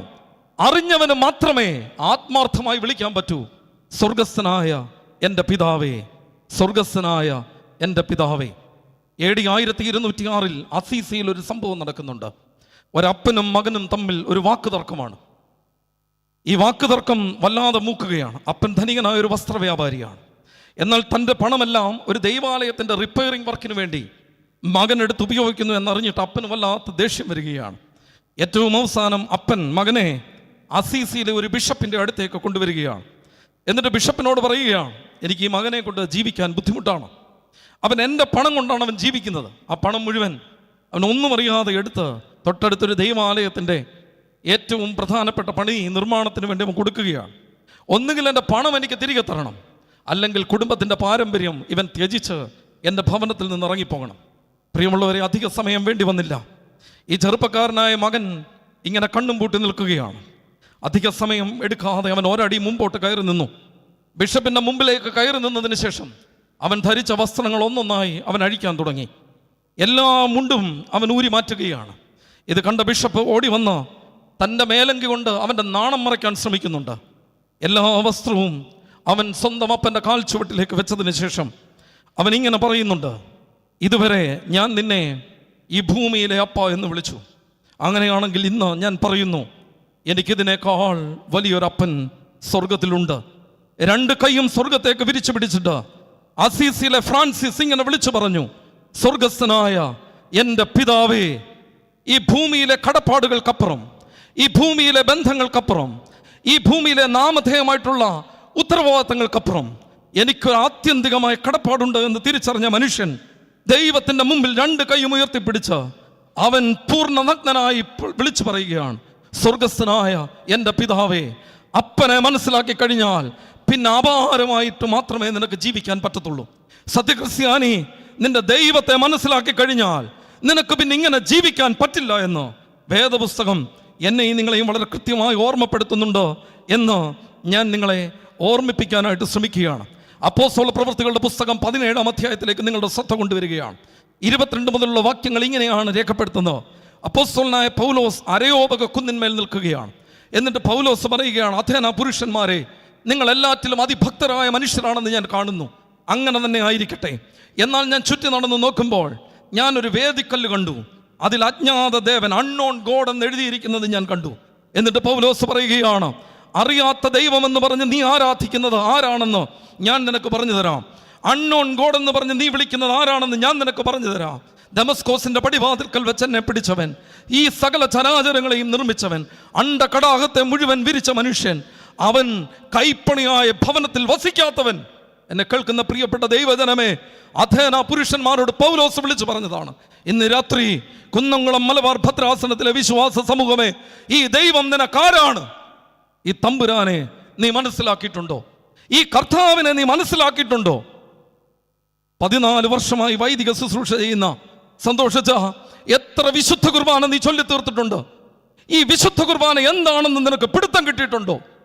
നീ വിളിച്ച് പ്രാർത്ഥിക്കുന്ന, 2 കൈയും വിളിച്ച് സ്വർഗസ്ഥനായ ദൈവമേ എന്ന് പറഞ്ഞ് നെഞ്ചത്തടിച്ച് പ്രാർത്ഥിക്കുന്ന ഒരു പ്രാർത്ഥനയുടെയെങ്കിലും അർത്ഥം നിനക്ക് മനസ്സിലായിട്ടുണ്ടോ? ഇല്ല എങ്കിൽ ഇന്ന് രാത്രി നിന്റെ വിശ്വാസ ജീവിതത്തിൽ നീ പരാജയപ്പെട്ടു പോയിട്ടുണ്ട്. എന്നെ കേൾക്കുന്ന കുന്നംകുളംകാരെ, എത്ര വിശുദ്ധ കുർബാന ഞാൻ നിങ്ങൾ അനുഭവിച്ചിട്ടുണ്ടാവാം. ഈ തൊണ്ടക്കുഴിയിലൂടെ എത്ര അപ്പവീഞ്ഞുകൾ ഇറങ്ങിപ്പോയിട്ടുണ്ടാവാം. പക്ഷേ ആരാണ് നിന്റെ ദൈവം? ആരാണ് നിന്റെ ദൈവം? നീ അനുഭവിച്ച വിശുദ്ധ കുർബാന എന്താണ്? ഞാൻ നിങ്ങൾ മറന്നു പോകരുത്. ഞാൻ നേരത്തെ ഒരു ദൈവാലയത്തിൽ ശുശ്രൂഷ ചെയ്തു. ശുശ്രൂഷ ചെയ്തിട്ട് എൻ്റെ ട്രാൻസ്ഫറായി. സാധാരണ അച്ഛന്മാർക്ക് ഏറ്റവും സന്തോഷമുള്ളൊരു ദിവസമാണ് യാത്രയപ്പൻ്റെ ദിവസം. കാരണം അന്നാണ് നല്ല 4 കാര്യങ്ങൾ കേൾക്കാൻ പറ്റുന്നത്. കാരണം പള്ളിയിലിരുന്ന് പള്ളിക്കാരെല്ലാം കൂടി ഊടുപാടെ ചീത്ത വിളിച്ചാലും അവസാനത്തെ ദിവസം യാത്രയപ്പിന് നല്ലൊരു ബൊക്കയൊക്കെ തരും, നല്ല 4 വർത്തമാനമൊക്കെ പറയും. അന്ന് നമ്മളിങ്ങനെ ആകാശത്തോളം, അതേപോലും അവിടെ ഇട്ട് പന്ത് തട്ടുകയായിരുന്നെങ്കിലും അവസാനത്തെ ദിവസം മനുഷ്യർ അറിയണ്ടെന്ന് വിചാരിച്ച് നമ്മളിങ്ങനെ ആകാശത്തിൽ കയറ്റി നിർത്തുന്ന ദിവസമാണ്. അപ്പോൾ ഞാനിങ്ങനെ ഒരു ദൈവാലയത്തിൽ ഇങ്ങനെ ഇരിക്കുകയാണ്. അപ്പോൾ അവിടുത്തെ ഒരു അങ്കിൾ, പ്രായമായൊരു മനുഷ്യന് മുമ്പിൽ വന്നിട്ട് പറഞ്ഞു, എനിക്ക് ഈ അച്ഛനെ ഭയങ്കര ഇഷ്ടമാണ്. എനിക്ക് ഈ പിള്ളേർ പറയുന്ന പോലെ മനസ്സിൽ ലഡുപൊട്ടി, സന്തോഷമായി, സ്വർഗം കിട്ടിയ വാശി. ഇതൊക്കെ കേൾക്കുക എന്ന് പറഞ്ഞു കഴിഞ്ഞാൽ ഇതിനേക്കാൾ തന്നെ. അദ്ദേഹം ഒരു പ്രായമായ മനുഷ്യനാണ്. അദ്ദേഹം പറയുകയാണ്, ഈ പള്ളിയിൽ വന്നതെല്ലാം പ്രായമായ വൈദികരാണ്. അവരെല്ലാവരും തന്നെ പലവിധ രോഗങ്ങളുള്ള മനുഷ്യരാണ്, ഡയബറ്റിക്കുകാരാണ് മൊത്തം. അതുകൊണ്ട് തന്നെ ഈ വീഞ്ഞെടുക്കുന്നതായ സമയത്ത് ഇതിൻ്റെ ബാക്കി മുഴുവൻ അച്ഛനാണ് കുടിക്കേണ്ടത്. അതുകൊണ്ട് അവരല്പം പിശുക്ക് കാണിച്ച് അല്പം എടുക്കത്തുള്ളൂ. അതുകൊണ്ട് തന്നെ ഇന്നത്തെ ദിവസം വരെ ഒരു സ്പൂൺ നിറച്ച് വീഞ്ഞ് എനിക്ക് കിട്ടിയിട്ടേ ഇല്ല. എന്നാൽ സന്തോഷച്ചൻ വന്നു ഈ 3 വർഷം ഒരു സ്പൂൺ നിറച്ച് വീഞ്ഞ് എനിക്ക് തന്ന ഒരു വൈദികൻ, അദ്ദേഹത്തെ എനിക്ക് പെരുത്ത് ഇഷ്ടമാണ്. ഇദ്ദേഹം എഴുന്നേറ്റ് പോകുമ്പോൾ ഞാൻ പല പ്രാവശ്യം ശ്രദ്ധിച്ചിട്ടുണ്ട്. സാധാരണ നമുക്ക് എന്തെങ്കിലും ഇഷ്ടപ്പെട്ട് കഴിഞ്ഞാൽ നമ്മൾ ഈ വായും കൊണ്ടൊരു ശബ്ദമൊക്കെ ഉണ്ടാക്കും, അങ്ങനല്ലേ? അങ്ങനെയാണ് ഈ പുള്ളി എഴുന്നേറ്റ് പോകുന്നത്. പുള്ളി ഒരു ഡയബറ്റിക് പേഷ്യൻ്റാണ്. ആകെ പുള്ളിക്ക് അല്പം മനസ്സ് നിറഞ്ഞ് മധുരം കിട്ടുന്നത് സന്തോഷത്തിൻ്റെ മുമ്പിൽ മുട്ടുകുത്തുമ്പോഴാണ്. എന്നെ കേൾക്കുന്ന പ്രിയപ്പെട്ട ദൈവജനമേ, 1500 വിശുദ്ധ കുർബാനയെങ്കിലും നിൻ്റെ തൊണ്ടക്കുഴിയിലൂടെ ഇറങ്ങിപ്പോയിട്ടില്ലേ? എന്തിനു പറയണം, കുന്നംകുളം മലബാർ ഭദ്രാസനത്തിലെ ഒരു 73 വിശുദ്ധ കുർബാനയിലെങ്കിലും മിനിമം നീ പങ്കുകാരായിട്ടില്ലേ? ഈ ചങ്കിനകത്തോടെ ഇറങ്ങിപ്പോയ വിശുദ്ധ കുർബാന എന്താണെന്ന് ഒരു ദിവസമെങ്കിലും നിനക്ക് പിടുത്തം കിട്ടിയിട്ടുണ്ടോ? ചങ്ക് പൊട്ടി ശരീരം മുഴുവൻ അടി വാങ്ങിച്ച് ഇങ്ങനെ മാംസങ്ങളൊക്കെ ഇങ്ങനെ കഷണങ്ങളായി തെറിച്ചു പോയൊരു മനുഷ്യൻ നിനക്ക് വേണ്ടി കൊടുത്ത മറുവിലയാണെന്ന് ഒരു ദിവസമെങ്കിലും നിനക്ക് തിരിച്ചറിയാൻ കഴിഞ്ഞിട്ടുണ്ടോ? അപ്പ എന്ന് വിളിച്ചാൽ പോരാ, അപ്പനെ അറിയാൻ കഴിയണം. വെറുതെ വിളിക്കുന്ന വിളികളിലല്ല അർത്ഥം, അവനെ അറിഞ്ഞു വിളിക്കണം. പ്രിയമുള്ളവരെ, സന്തോഷിച്ചൻ കുന്നംകുളം മലബാർ ഭദ്രാസനത്തിൽ തൊണ്ട പൊട്ടി പറയുമ്പോൾ അപ്പനെ അറിഞ്ഞ ഒരു കുടുംബത്തിൽ നിന്ന് എന്നെ കേൾക്കുന്ന പ്രിയമുള്ളവരെ, കർത്താവിൻ്റെ ശുശ്രൂഷയിൽ ഇറങ്ങിയവനാണ് ഞാൻ. ഈ തമ്പുരാനെ മുഖാമുഖം മുമ്പിൽ കണ്ട ഒരു ജീവിതാനുഭവങ്ങളിൽ നിന്ന് ഈ തമ്പുരാന്റെ ശുശ്രൂഷയിൽ ഇറങ്ങിയതാണ്. സുഖാർ എന്ന് പറയുന്ന കിണറിന്റെ കരയിൽ ഒരു പെണ്ണ് നിൽക്കുകയാണ്. ഏറ്റവും അവസാനം കർത്താവ് അവളെ അഭിമുഖീകരിക്കുന്നുണ്ട്. അഭിമുഖീകരിച്ചതിന് ശേഷം അവൾ ഏറ്റവും അവസാനം അവൾ അവിടെ നിന്ന് ഓട്ടം ഓടുന്നുണ്ട് അടുത്ത പട്ടണത്തിലേക്ക്. എന്നിട്ട് അവൾ പോയി വിളിച്ചു പറയുന്ന ഒരു വാചകം ഇങ്ങനെയാണ്: 5 ഭർത്താക്കന്മാരുടെ കൂടെ താമസിച്ചിട്ടും ആർക്കും എന്നെ മനസ്സിലാക്കാൻ കഴിയാതെ പോയി. എന്നാൽ എന്നെ മനസ്സിലാക്കുന്ന ഒരുത്തൻ ആണ്ട യാക്കോബിന്റെ കിണറിന്റെ ചുവട്ടിൽ നിൽപ്പുണ്ട്. അവന്റെ പേര് മശിഹ. മശിഹ, നിന്നെ മനസ്സിലാക്കിയവന്റെ പേരാണ് മശിഹ. എന്നെ കേൾക്കുന്ന പ്രിയമുള്ളവരെ, നിന്നെ അറിഞ്ഞവനാണ് നിന്റെ തമ്പുരാൻ. ഈ കുന്നംകുളം മലബാർ ഭദ്രാസനത്തിന്റെ വചനകൂടാരത്തിനുള്ളിൽ ഇരിക്കുന്നവരെ, നിന്നെ ഇത്ര കണ്ട് മനസ്സിലാക്കിയ ഒരു മനുഷ്യൻ ഈ ഭൂമി മലയാളത്തിൽ വേറെ ഇല്ല. നിന്നെ അവന് നന്നായിട്ട് അറിയാം. നിനക്കവനെ അറിയാമോ? അറിയില്ല എന്നാണെങ്കിൽ പരാജയപ്പെട്ടു പോയിട്ടുണ്ടോ എന്നുള്ളത് ഞാനും നിങ്ങളും ഓർമ്മിക്കേണ്ടത് ഏറ്റവും അത്യാവശ്യമാണ്. രാത്രി ഭക്ഷണം വിളമ്പുമ്പോൾ ഭാര്യയ്ക്ക് ഭക്ഷണമില്ല എന്നറിഞ്ഞ അപ്പന്മാർ ജീവിച്ച ഭൂമിയാണിത്, അല്ലേ? ആണ്. അപ്പൻ്റെ മുഖം കാണുമ്പോൾ അപ്പൻ്റെ ഉള്ളിൽ സങ്കടമുണ്ടെന്ന് തിരിച്ചറിഞ്ഞ അമ്മമാർ ജീവിച്ച ഭൂമിയാണ്. പണ്ട് പ്രോഗ്രസ്സുകാരുടെയൊക്കെ ഒപ്പിടാനായിട്ട് ഈ അപ്പൻ്റെ കയ്യിലാണല്ലോ കൊണ്ടു കൊടുക്കേണ്ടി. അപ്പൻ ഇത് ഒപ്പിട്ടെങ്കിൽ മാത്രമേ പിറ്റേ ദിവസം സ്കൂളിൽ കൊടുക്കാനായിട്ട് പറ്റത്തുള്ളൂ. ഈ അപ്പൻ അല്പം ദേഷ്യക്കാരനാണ്. അപ്പോൾ അമ്മ വഴിയാണ് ഈ പ്രോഗ്രസ് കാർഡ് കൊണ്ടുപോയി. പ്രത്യേകിച്ച് പ്രോഗ്രസ് കാർഡിലെ മാർക്ക് കണ്ടാൽ എൻ്റെ അപ്പനെന്നല്ല ഒരപ്പനും ഇത് ഒപ്പിട്ട് തരത്തില്ല. കാരണം അത്രയ്ക്ക് വലിയ മാർക്കാണ് അതിനകത്ത് എഴുതി വെച്ചേക്കുന്നത്. അപ്പോൾ ഏറ്റവും അവസാനം അമ്മയുടെ കൈ കൊണ്ട് കൊടുക്കും. അമ്മ ഇങ്ങനെ തക്കം പാർത്തിരിക്കുകയാണ്. ആദ്യത്തെ ദിവസം കൊടുത്തില്ല, രണ്ടാമത്തെ ദിവസം കൊടുത്തില്ല, മൂന്നാമത്തെ ദിവസം കൊടുത്തില്ല, നാലാമത്തെ ദിവസം അപ്പൻ കയറി വന്നു. അമ്മ കൊണ്ടുപോയി പ്രോഗ്രസ് കാർഡ് കൊടുത്തു. അപ്പൻ സൈൻ ചെയ്തു. സന്ധ്യയായി, ഉഷസായി. നാലാം ദിവസം എന്ത് ഭംഗിയായി പര്യവസാനിച്ചു. അപ്പോൾ അമ്മയോട് വല്ലാത്ത ദേഷ്യം. എന്നാൽ പിന്നെ ഇത് ഒന്നാമത്തെ ദിവസം കൊടുത്തായിരുന്നെങ്കിൽ ഈ 4 ദിവസം വെറുതെ ടെൻഷൻ അടിച്ച് BP കൂട്ടണമായിരുന്നോ? എന്താ അമ്മേ ആദ്യത്തെ ദിവസം ഇത് ചെയ്യാഞ്ഞ്? അപ്പോൾ അമ്മ പറയുന്നൊരു മറുപടി ഉണ്ട്. മോനെ, നിൻ്റെ അപ്പൻ്റെ മുഖം കണ്ടപ്പോൾ മനസ്സിലായി നിൻ്റെ അപ്പൻ്റെ മൂഡ് ശരിയല്ല എന്ന്.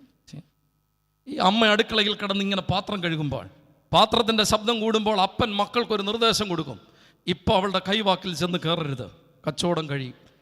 അപ്പോൾ വളരെ കൃത്യമായി നിർദ്ദേശം കിട്ടി. മക്കൾ അന്നേരം പോത്തില്ല.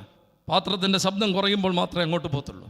അപ്പന് മനസ്സിലായി അമ്മയുടെ മൂഡ് ശരിയല്ലെന്ന്.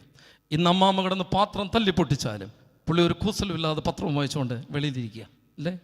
ആർക്കും ആരെയും മനസ്സിലാവുന്നില്ല. എന്നെ കേൾക്കുന്ന പ്രിയമുള്ളവരെ, അപ്പനും ഭാര്യയെ മനസ്സിലാവുന്നില്ല, ഭാര്യയ്ക്ക് ഭർത്താവിനെ മനസ്സിലാവുന്നില്ല, അപ്പന് മക്കളെ മനസ്സിലാവുന്നില്ല. എന്തോ ഗതികേടിൻ്റെ കാലം. നിനക്ക് നിന്റെ അപ്പനെ മനസ്സിലായിട്ടുണ്ടോ എന്നുള്ളതാണ് ഏറ്റവും പ്രധാനം. അപ്പനെ മനസ്സിലാക്കാൻ കഴിയുക. അപ്പനെ മനസ്സിലാക്കാൻ കഴിയാതെ പോയ 2 മക്കൾ വിശുദ്ധ വേദപുസ്തകത്തിലുണ്ട്. ലൂക്കോസിൻ്റെ സുവിശേഷം 15-ാം അധ്യായം, ധൂർത്തപുത്രനും മൂത്തപുത്രനും.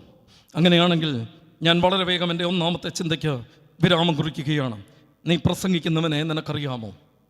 നീ പ്രാർത്ഥിക്കുന്ന ദൈവത്തെ നിനക്കറിയാമോ? ഒരു ആൻറ്റി സുന്ദരമായി പ്രാർത്ഥിച്ചു. ആൻറ്റി, ദൈവാലയത്തിൻ്റെ ഈ നടുമുറ്റത്തിരിക്കുന്ന വിശ്വാസിയെ, നീ വിളിച്ച് പ്രാർത്ഥിക്കുന്ന ഈ ദൈവത്തെ നിനക്ക് നന്നായിട്ട് മനസ്സിലായിട്ടുണ്ടോ? വിശുദ്ധ വേദപുസ്തകത്തിൽ തോമസ് എന്ന് പറയുന്ന ഒരു മനുഷ്യൻ കർത്താവ് ഉയർത്തെഴുന്നേറ്റ് വരുമ്പോൾ അവന് പ്രത്യക്ഷനായില്ല എന്ന് പറഞ്ഞിങ്ങനെ വാശി പിടിച്ച് നിൽക്കുകയാണ്. ഏറ്റവും അവസാനം കർത്താവ് അവൻ്റെ മുമ്പിൽ തൊറ്റുകൊടുക്കുകയാണ്. തോമസേ, നീ ഇങ്ങോട്ട് വന്ന് എൻ്റെ വിലാപ്പുറത്ത് തൊട്ട് വിശ്വസിക്കടാ. ഈ തോമസ് വിലാപ്പുറത്ത് തൊട്ടതായി വേദപുസ്തകത്തിൽ എഴുതിയിട്ടില്ല. എന്നാൽ ഞാൻ വിശ്വസിക്കുകയാണ്. അവനോടിപ്പോയി അവൻ ആ മുറിവിൽ തൊട്ട് കാണും. പ്രിയമുള്ളവരെ, കർത്താവിൻ്റെ ഉയർത്തെഴുന്നേറ്റ ശരീരത്തിൽ മുറിവുണ്ടോ എന്നൊന്നും ദൈവശാസ്ത്രം ചോദിച്ച് നിങ്ങൾ എന്നെ കുഴപ്പിക്കരുത്. എന്നെ കേൾക്കുന്ന പ്രിയമുള്ളവരെ, ഒരു പക്ഷേ അവല്ലാത്ത മാംസത്തിൻ്റെ ആ ഇടിപ്പ് അവൻ അറിഞ്ഞിട്ടുണ്ടാവും. ആ മാംസത്തിൻ്റെ ചോരയുടെ ഒരു ചൂട് അവൻ്റെ കയ്യിൽ ഒരു പക്ഷേ അവൻ അനുഭവിച്ചിട്ടുണ്ടാവും. അവൻ 2 കൈയും എടുത്ത് നെഞ്ചത്തോട്ട് അടിച്ചിട്ട് ഒരു വിളി വിളിച്ചു, എൻ്റെ കർത്താവും എൻ്റെ ദൈവവുമേ, എൻ്റെ കർത്താവും എൻ്റെ ദൈവവുമേ. അറിഞ്ഞവന് അടങ്ങിയിരിക്കാൻ പറ്റത്തില്ല എന്ന് വേദപുസ്തകം എന്നെയും നിങ്ങളെയും ഓർമ്മപ്പെടുത്തുന്നുണ്ട്. മറന്നു പോകരുത്. അറിഞ്ഞവൻ അടങ്ങിയിരിക്കാൻ അവൻ കഴിയില്ല. പുരോഹിത, നീ അർപ്പിക്കുന്ന വിശുദ്ധ കുർബാന എന്താണെന്ന് നീ അറിഞ്ഞോ? പ്രിയപ്പെട്ട ദൈവവിശ്വാസി, നീ പരിഗ്രഹിക്കുന്ന ഭാര്യയുടെ സങ്കടങ്ങൾ നീ അറിഞ്ഞിട്ടുണ്ടോ? നിൻ്റെ കുഞ്ഞിനോട്, നിൻ്റെ പ്രിയപ്പെട്ടവളോട്, നിൻ്റെ പ്രിയപ്പെട്ടവനോട് ഒരു പ്രണയമില്ലാതെ നിനക്ക് പോയിട്ടുണ്ടോ? ഉണ്ടെങ്കിൽ സങ്കടമാണ്, മറന്നു പോകരുത്. അബ്രഹാം ഇസഹാക്കിനെ യാഗം കഴിക്കാൻ ദൈവം നമ്പരാൻ വിളിക്കുമ്പോൾ 2 കൽപ്പിച്ച് അബ്രഹാം ഇസഹാക്കിനെ കൊണ്ട് പോവുകയാണ്. എന്നെ കേൾക്കുന്ന പ്രിയമുള്ളവരെ, ഇസഹാക്ക് അബ്രഹാമിനോട് ചോദിച്ചു, അപ്പ യാഗത്തിനുള്ള വസ്തു എവിടാണ്? അപ്പൻ പറഞ്ഞു, മോനെ, ദൈവം കരുതുമടാ. അത് കഴിഞ്ഞിട്ട് മോറിയാമല വരെ ആ കുഞ്ഞൊരൊറ്റ അക്ഷരം മിണ്ടിയിട്ടില്ല. പ്രിയമുള്ളവരെ, അവസാനം അവനെ കയ്യും കാലും കെട്ടി അവനെ ഈ യാഗപീഠത്തിൻ്റെ മണ്ടയ്ക്ക് കിടത്തുമ്പോൾ പോലും ഒരു വാക്ക് പിന്നീട് അവൻ ചോദിച്ചിട്ടില്ല. അപ്പം പറഞ്ഞല്ലോ കരുതുമെന്ന്, എന്തിയേപ്പാ അവൻ ചോദിച്ചില്ല. ഏറ്റവും അവസാനം ഒരപ്പൻ വെട്ടാൻ ഓങ്ങുമ്പോൾ ദൈവത്തിൻ്റെ അശരീരി ഉണ്ടാവുന്നു. എവിടുന്ന് കിട്ടി പ്രിയമുള്ളവരെ ഈ അപ്പൻ ഈ ധൈര്യം? 100-ാമത്തെ വയസ്സിൽ എനിക്കൊരു കുഞ്ഞിനെ തരാൻ കഴിയുമെങ്കിൽ അവൻ ഈ കുഞ്ഞിനേക്കാളും വലിയവനാണ്. എനിക്ക് ഈ കുഞ്ഞിനേക്കാൾ വലിയവനാണ് അവൻ. എന്നെ കേൾക്കുന്ന പ്രിയമുള്ളവരെ, നിന്റെ ജീവിതത്തിൽ അത്ഭുതങ്ങൾ തരാൻ കഴിയുമെങ്കിൽ ഈ കിട്ടിയ അത്ഭുതങ്ങളെക്കാൾ അപ്പുറത്താണ് നിന്റെ ദൈവം. മറന്നു പോകരുത്. സാധു കൊച്ചുകുഞ്ഞുപദേശി എന്ന് പറയുന്ന ഭക്തനായ മനുഷ്യൻ സ്വന്തം കുഞ്ഞിനെ വെള്ള പുതപ്പിച്ച് മുമ്പിൽ കൊണ്ടുവന്ന് വെക്കുമ്പോൾ, എന്നെ കേൾക്കുന്ന പ്രിയമുള്ളവരെ, ആ ഭക്തനായ മനുഷ്യൻ സ്വന്തം കുഞ്ഞിൻ്റെ ശവപ്പെട്ടിക്കരികിൽ നിന്ന് പാടിയൊരു പാട്ടുണ്ട്. വളരെ നിർനിമേഷരായി ഞാനും നിങ്ങളുമൊക്കെ മരണ വീട്ടിൽ പാടുന്ന പാട്ട്. ദുഃഖത്തിൻ്റെ പാനം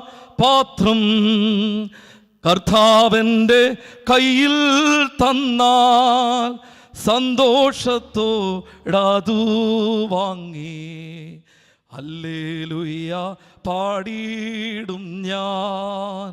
സന്തോഷത്തോടതു വാങ്ങി ഹല്ലേലൂയ പാടിയിടും ഞാൻ.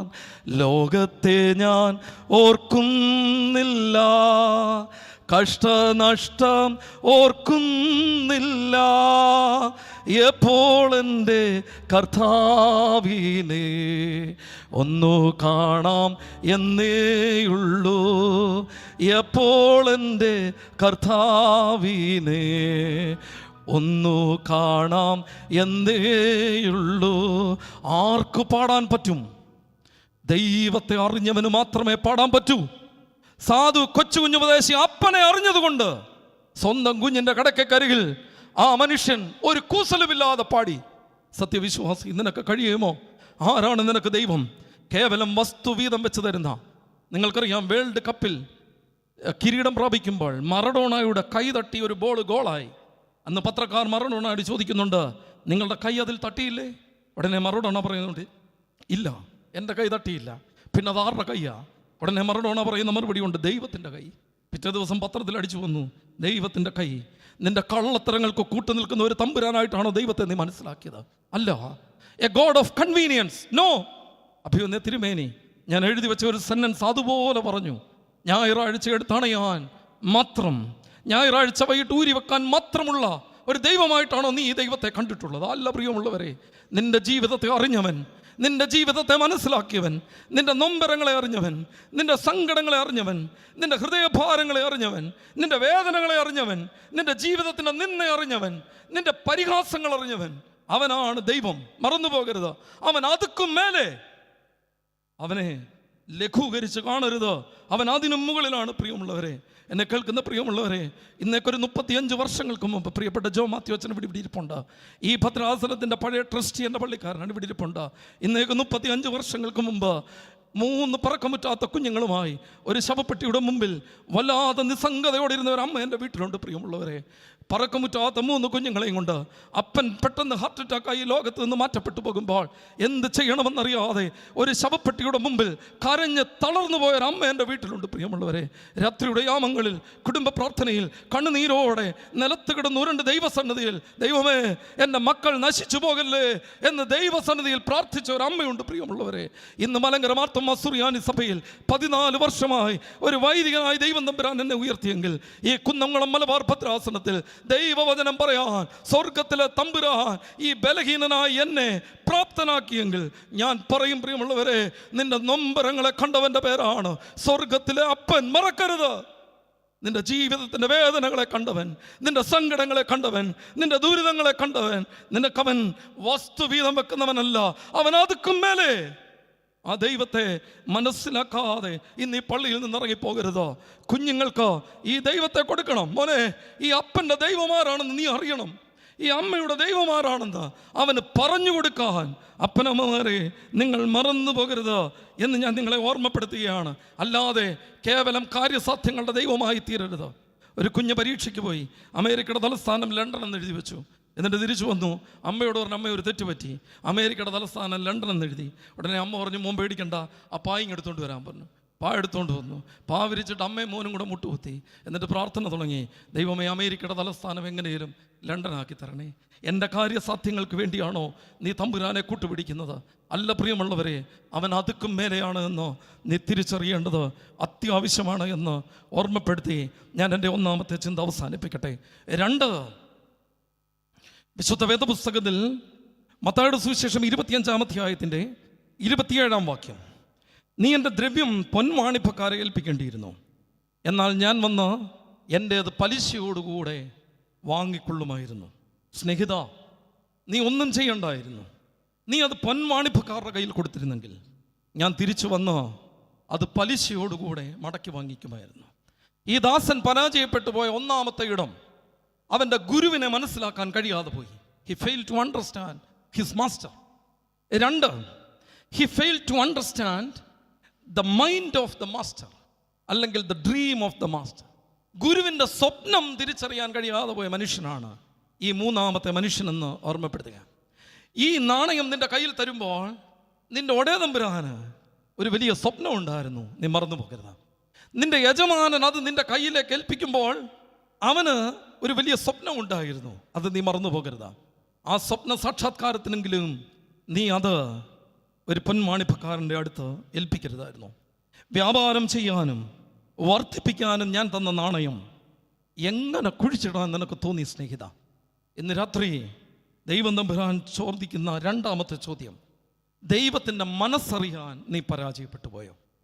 നീ ദൈവത്തെ അറിയാൻ പരാജയപ്പെട്ടു പോയോ? 2, തമ്പുരാൻ്റെ മനസ്സറിയാൻ നീ പരാജയപ്പെട്ടോ? To be faithful in the absence of your master. ദൈവം തമ്പുരാൻ്റെ അസാന്നിധ്യത്തിലും വിശ്വസ്തനാകാനല്ലേ ദൈവം തമ്പുരാൻ എന്നെയും നിങ്ങളെയും വിളിച്ചത് എന്ന് ദൈവം തമ്പുരാൻ ഓർമ്മപ്പെടുത്തുകയാണ്. പ്രിയമുള്ളവരെ, ഞാനും നിങ്ങളും ഈ ഭൂമിയിൽ യാദർച്ഛികമായി ജീവിക്കാൻ വന്ന മനുഷ്യരല്ല. വളരെ കൃത്യമായ പദ്ധതിയോടുകൂടെ ദൈവം തമ്പുരാൻ എന്നെയും നിങ്ങളെയും ഈ ഭൂമിയിലാക്കിയതാണോ എന്നുള്ളത് മറന്നു പോകരുത്. അങ്ങനെയാണ് എങ്കിൽ തമ്പുരാൻ്റെ സ്വപ്നങ്ങൾക്കും പ്രതീക്ഷയ്ക്കും കഴിയുന്നത് പോലെ ജീവിക്കാൻ എനിക്കും നിങ്ങൾക്കും ഇടയാവണം. ഓരോ ദിവസവും രാവിലെയും രാത്രിയിലും പ്രാർത്ഥിക്കേണ്ട ഒരു കൊച്ചു പ്രാർത്ഥന നിങ്ങളെ പഠിപ്പിക്കാം. രാവിലെ എഴുന്നേൽക്കുമ്പോൾ, ദൈവമേ, നീ എന്താഗ്രഹിക്കുന്നോ അങ്ങനെ ജീവിപ്പാൻ ഇന്നത്തെ ദിവസം എനിക്ക് ഭാഗ്യം തരണം. രാത്രി കിടക്കാൻ നേരം, ദൈവമേ, നീ ആഗ്രഹിച്ചതുപോലെ ജീവിക്കാൻ കഴിയാതെ പോയ കുറവുകളെ ക്ഷമിക്കണമേ എന്ന് പ്രാർത്ഥിച്ചിട്ട് കിടക്കാനായിട്ട് സാധിക്കണം. ദൈവം, നമ്മൾ പറയും കൊറോണയിൽ ഒത്തിരി പേര് മരിച്ചുപോയി, പ്രളയം വന്ന് ഒത്തിരി പേര് മരിച്ചുപോയി, 2025 ഒത്തിരി പേര് മരിച്ചുപോയി, 26 നിർത്തിയ ദൈവത്തിന് സ്തോത്രം. എന്നെ കേൾക്കുന്ന പ്രിയമുള്ളവരെ, എന്തിനാണ് 2026 ദൈവം നിന്നെ ബാക്കി വെച്ചത് എന്നുള്ളതാണ് ഏറ്റവും പ്രധാനപ്പെട്ട ചോദ്യം. പ്രിയമുള്ളവരെ, തമ്പുരാന് നിന്റെ ജീവിതത്തിൻ്റെ മേൽ ഒരു സ്വപ്നമുണ്ട്. ദൈവത്തിന് നിന്റെ കുടുംബത്തിൻ്റെ മേൽ ഒരു സ്വപ്നമുണ്ട്. ദൈവത്തിന് നിന്റെ കുഞ്ഞുങ്ങളുടെ മേൽ ഒരു സ്വപ്നമുണ്ട്. ദൈവത്തിൻ്റെ മനസ്സറിയാൻ കഴിയുന്നതാണ് ജീവിതത്തിൻ്റെ ഭാഗ്യം. ഇന്ന് ആത്മീയ ജീവിതത്തിൽ എനിക്കും നിങ്ങൾക്കും സംഭവിച്ചു പോയ ഏറ്റവും വലിയ അപകടം, തമ്പുരാൻ്റെ മനസ്സറിയാൻ, നിയോഗമറിയാൻ മറന്നുപോയി എന്നുള്ളതാണ്. ഭരണാധികാരികൾ നിയോഗം മറന്നുപോയി, ആത്മീയ നേതാക്കൾ അവരുടെ നിയോഗം മറന്നുപോയി. എന്നെ കേൾക്കുന്ന പ്രിയമുള്ളവരെ, ദൈവത്തിൻ്റെ സ്വപ്നങ്ങളെ ചോദിച്ചറിയാൻ ഇന്ന് രാത്രിയുടെ ആവണം. നെഹമ്യാവിൻ്റെ പുസ്തകം 2-ാം അധ്യായം 12-ാം വാക്യം, അവിടെ ഇങ്ങനെയാണ് നെഹമ്യാവ് പറയുന്നത്: ഞാൻ യെരൂശലേമിലെത്തി അവിടെ 3 ദിവസം താമസിച്ച ശേഷം എന്നോടുകൂടെ പുരുഷന്മാരിൽ ചിലരും രാത്രിയിൽ എഴുന്നേറ്റു. എന്നാൽ യെരൂശലേമിൽ ചെയ്യുവാൻ എൻ്റെ ദൈവം എൻ്റെ മനസ്സിൽ തോന്നിച്ചത് ഞാൻ നിങ്ങളോട് പറയുന്നു. എന്നെ കേൾക്കുന്ന പ്രിയമുള്ളവരെ, നെഹമ്യാവ് പറയുകയാണ്, യെരൂശലേമിൽ ചെയ്യാൻ എൻ്റെ ദൈവം എൻ്റെ മനസ്സിൽ തോന്നിപ്പിച്ചത്. നോക്കുക, ദൈവഹിതം തിരിച്ചറിയാൻ കഴിയുന്നതാണ് ജീവിതത്തിൻ്റെ ഭാഗ്യം എന്നുള്ളത് ഓർമ്മപ്പെടുത്താനാണ് ഇന്ന് രാത്രി ഞാൻ ശ്രമിക്കുന്നത്. പ്രിയമുള്ളവരെ, നമ്മൾ ഇന്ന് കുഞ്ഞുങ്ങളെക്കുറിച്ച് വല്ലാതെ വാചാലരാവുന്നവരാണ്, കുടുംബത്തെക്കുറിച്ച് വല്ലാതെ വാചാലരാവുന്നതാണ്. എന്നാൽ എൻ്റെ കുഞ്ഞുങ്ങളെക്കുറിച്ചുള്ള ദൈവ പദ്ധതി എന്താണ്? എൻ്റെ കുടുംബത്തെക്കുറിച്ചുള്ള ദൈവ പദ്ധതി എന്താണ്? എന്നെക്കുറിച്ചുള്ള ദൈവ പദ്ധതി എന്താണ് തമ്പുരാനെ എന്ന് തിരിച്ചറിയാൻ, ദൈവത്തോട് പ്രാർത്ഥിക്കാൻ ഇന്ന് വരെ നമുക്ക് സാധിച്ചിട്ടുണ്ടോ എന്നുള്ളതാണ് ഏറ്റവും പ്രധാനം. പ്രിയമുള്ളവരെ, ഉൽപ്പത്തി പുസ്തകം 16-ാം അധ്യായത്തിൽ ദൈവത്തിൻ്റെ വാക്ക് കേട്ട് അനുസരിച്ച ഒരു മനുഷ്യനെ രേഖപ്പെടുത്തുന്നുണ്ട്. അബ്രഹാം എന്നാണ്. ദൈവം പറഞ്ഞതുപോലെ ജീവിച്ച ഒരു മനുഷ്യൻ. അബ്രഹാമേ, നീ എഴുന്നേൽക്കടാ, ഞാൻ നിന്നെ കാണിപ്പാനിരിക്കുന്ന ദേശത്തേക്ക് പോടാ. അതെല്ലാം അപ്പാടെ അനുസരിച്ച ഒരു മനുഷ്യൻ. എന്നാൽ ദൈവഹിതം തിരിച്ചറിയാൻ മനസ്സ് കാണിക്കാതെ പോകുന്ന ഒരു രംഗം ഉൽപ്പത്തി പുസ്തകം 16-ാം അധ്യായത്തിലുണ്ട്. ഭാര്യ പറയുകയാണ്, നിനക്ക് എന്നിൽ നിന്ന് മക്കളുണ്ടാവുന്നില്ല, അതുകൊണ്ട് നീ ഒരു കാര്യം ചെയ്യുക, ദാസിയായ ഹാഗാറിനെ പരിഗ്രഹിച്ച് നിനക്ക് മക്കളുണ്ടാവട്ടെ. സാറായുടെ വാക്ക് അവൻ അനുസരിച്ചു എന്ന് വേദപുസ്തകം എഴുതി വെച്ചിട്ടുണ്ട്. എന്നെ കേൾക്കുന്ന പ്രിയമുള്ളവരെ, ദൈവഹിതമല്ലാത്ത തീരുമാനങ്ങൾ സങ്കടത്തിന് കാരണമാകുമെന്ന് വേദപുസ്തകം അസിന്നക്തമായി എന്നെയും നിങ്ങളെ ഓർമ്മപ്പെടുത്തുന്നുണ്ട്. മറന്നു പോകരുത്. നിന്റെയും നിന്റെ കുടുംബത്തിൻ്റെയും നിന്റെ കുഞ്ഞുങ്ങളുടെയും ജീവിതത്തിലുള്ള ദൈവഹിതം എന്താണെന്ന് തമ്പുരാനോട് ചോദിക്കാൻ ഞാനും നിങ്ങളും മറന്നു പോകരുത്. ഈ സഭയെക്കുറിച്ചുള്ള ദൈവഹിതം എന്താണ്? അത് ഞാനും നിങ്ങളും മറന്നു പോകരുതെന്നോ ഓർമ്മപ്പെടുത്താനായിട്ട് ശ്രമിക്കുകയാണ്. നമ്മളെ ദൈവം എന്തിനു വേണ്ടി ആക്കിയിരിക്കുകയാണ്? 2 ശമൂവേലിന്റെ പുസ്തകം 10-ാം അധ്യായം. കഴിഞ്ഞ ദിവസം കോട്ടയം കൊച്ചി ഭദ്രാസനത്തിൻ്റെ കൺവെൻഷനിൽ ഞാൻ പ്രസംഗിച്ചൊരു വേദഭാഗമാണ്. ദാവീദ് പാപം ചെയ്യുന്ന ഒരു വേദഭാഗമാണ്. ദാവീദ് പടക്കളത്തിൽ പട ചെയ്യാനായിട്ട് അവൻ പോവുകയാണ്. അവിടെ ഇങ്ങനെ രേഖപ്പെടുത്തുന്നുണ്ട്, ദൈവം അവനോട് കൂടെ ഉണ്ടായിരുന്നു, അതുകൊണ്ട് അവൻ പട ജയിച്ചു. പിറ്റേ ആണ്ടിൽ, അതേ ആണ്ടിൽ പടയ്ക്ക് പോകേണ്ട സമയത്ത് അവൻ പടയ്ക്ക് പോകാതെ അവൻ കൊട്ടാരത്തിൽ ഉലാത്തിക്കൊണ്ടിരുന്നു. അപ്പോൾ ഊരിയാവിൻ്റെ ഭാര്യ കുളിക്കുന്നത് അവൻ കണ്ടു. അവൻ ഊരിയാവിൻ്റെ ഭാര്യയുമായി പാപം ചെയ്തു എന്ന് വേദപുസ്തകത്തിൽ എഴുതി വെക്കുന്നുണ്ട്. എന്തുകൊണ്ട് ദാവീദ് പരാജയപ്പെട്ടു പോയി? ദാവീദേ, പടക്കളത്തിൻ്റെ മുമ്പിൽ നിന്ന് തേരുതെളിക്കേണ്ട മനുഷ്യനായിരുന്നു നീ. പടയാളികളുടെ മുമ്പിൽ നിന്ന് യുദ്ധം ചെയ്യാൻ ഒന്നാമത് നിൽക്കേണ്ടവനായിരുന്നു നീ. നിയോഗം മറന്നുപോയപ്പോൾ നിന്റെ ജീവിതത്തിൻ്റെ പരാജയത്തിൻ്റെ ആണി അടിച്ചിട്ടുണ്ട്. മറന്നു പോകരുത്. എന്നെ കേൾക്കുന്ന പ്രിയപ്പെട്ട ദൈവജനമേ, ഇന്ന് പലപ്പോഴും ദൈവ നിയോഗങ്ങൾ തിരിച്ചറിയാൻ എനിക്കും നിങ്ങൾക്കും കഴിയാതെ പോകുന്നുണ്ടോ എന്നുള്ളത് ഓർമ്മപ്പെടുത്തുകയാണ്. അവിടെ ഇങ്ങനെയാണ് രേഖപ്പെടുത്തുന്നത്, പടയാളികളായ ആളുകളെ കൂട്ടിക്കൊണ്ട് അമ്മോന്യർക്കെതിരെ യുദ്ധം ചെയ്യാൻ പോയ ദാവീദ് അവൻ്റെ യുദ്ധത്തിൻ്റെ റൂട്ട് മാറ്റി അവൻ ഊരിയാവിനെതിരെ യുദ്ധം ആരംഭിച്ചു. എന്നെ കേൾക്കുന്ന പ്രിയമുള്ളവരെ, നിയോഗം മറന്നാൽ നിന്റെ പ്രതിയോഗിയെ നീ മറക്കും. നിയോഗം മറന്നാൽ നിന്റെ പ്രതിയോഗിയെ നീ മറക്കും. ദാവീദേ, നീ പടക്കളത്തിൽ നിൽക്കേണ്ടവൻ, നിന്റെ നിയോഗം എന്തുകൊണ്ട് നീ മറന്നുപോയി? എന്നെ കേൾക്കുന്ന പ്രിയമുള്ളവരെ, ആത്മീയാചാര്യന്മാർ, വൈദിക ശ്രേഷ്ഠർ, വിശ്വാസ സമൂഹം, നിന്നെ ദൈവം നമ്പുരാൻ വിളിച്ചിരിക്കുന്ന ഒരു വിളിയുണ്ട്. സഭയെ ദൈവം വിളിച്ചിരിക്കുന്ന ഒരു വിളിയുണ്ട്. ആ വിളി മറന്നുപോയാൽ പരാജയങ്ങളുണ്ടാവും. കോടതി വരാന്തകളിലും അന്തിച്ചർച്ചകളിലും രാഷ്ട്രീയ അത്താഴങ്ങളിലും കുടുങ്ങിക്കിടക്കാനുള്ള ഒരു വിളിയല്ല സഭയെക്കുറിച്ചുള്ള ദൈവ വിളി എന്നുള്ളത് മറന്നു പോകരുത്. ദൈവത്തിന് വേണ്ടി വീറോടെ അനേകരെ നേടാനുള്ള ഒരു വിളിയായി ഈ വിളി തീരുന്നുണ്ടോ? തമ്പുരാൻ എന്താണ്? ഇന്ന് രാവിലെ ബിന്ദു ടീച്ചറിൻ്റെ പ്രസംഗം കേട്ടോ. പ്രിയമുള്ളവരെ, ദൈവത്തിൻ്റെ ഹിതം നിന്റെ ജീവിതത്തിൽ, നിന്റെ കുഞ്ഞുങ്ങളുടെ ജീവിതത്തിൽ ആരായണം. 1881 ജനിച്ച അനുഗ്രഹിക്കപ്പെട്ട ഒരു മനുഷ്യനുണ്ട്. 1919 ജൂലൈ മാസം 10-ാം തീയതി ഈ ലോകത്തോട് വിട പറഞ്ഞു പോയ 38-ാമത്തെ വർഷത്തിൽ 38-ാമത്തെ വയസ്സിൽ ഈ ഭൂമിയിൽ നിന്ന് ആയിസറ്റ് പോയ ഒരു മനുഷ്യനുണ്ട്.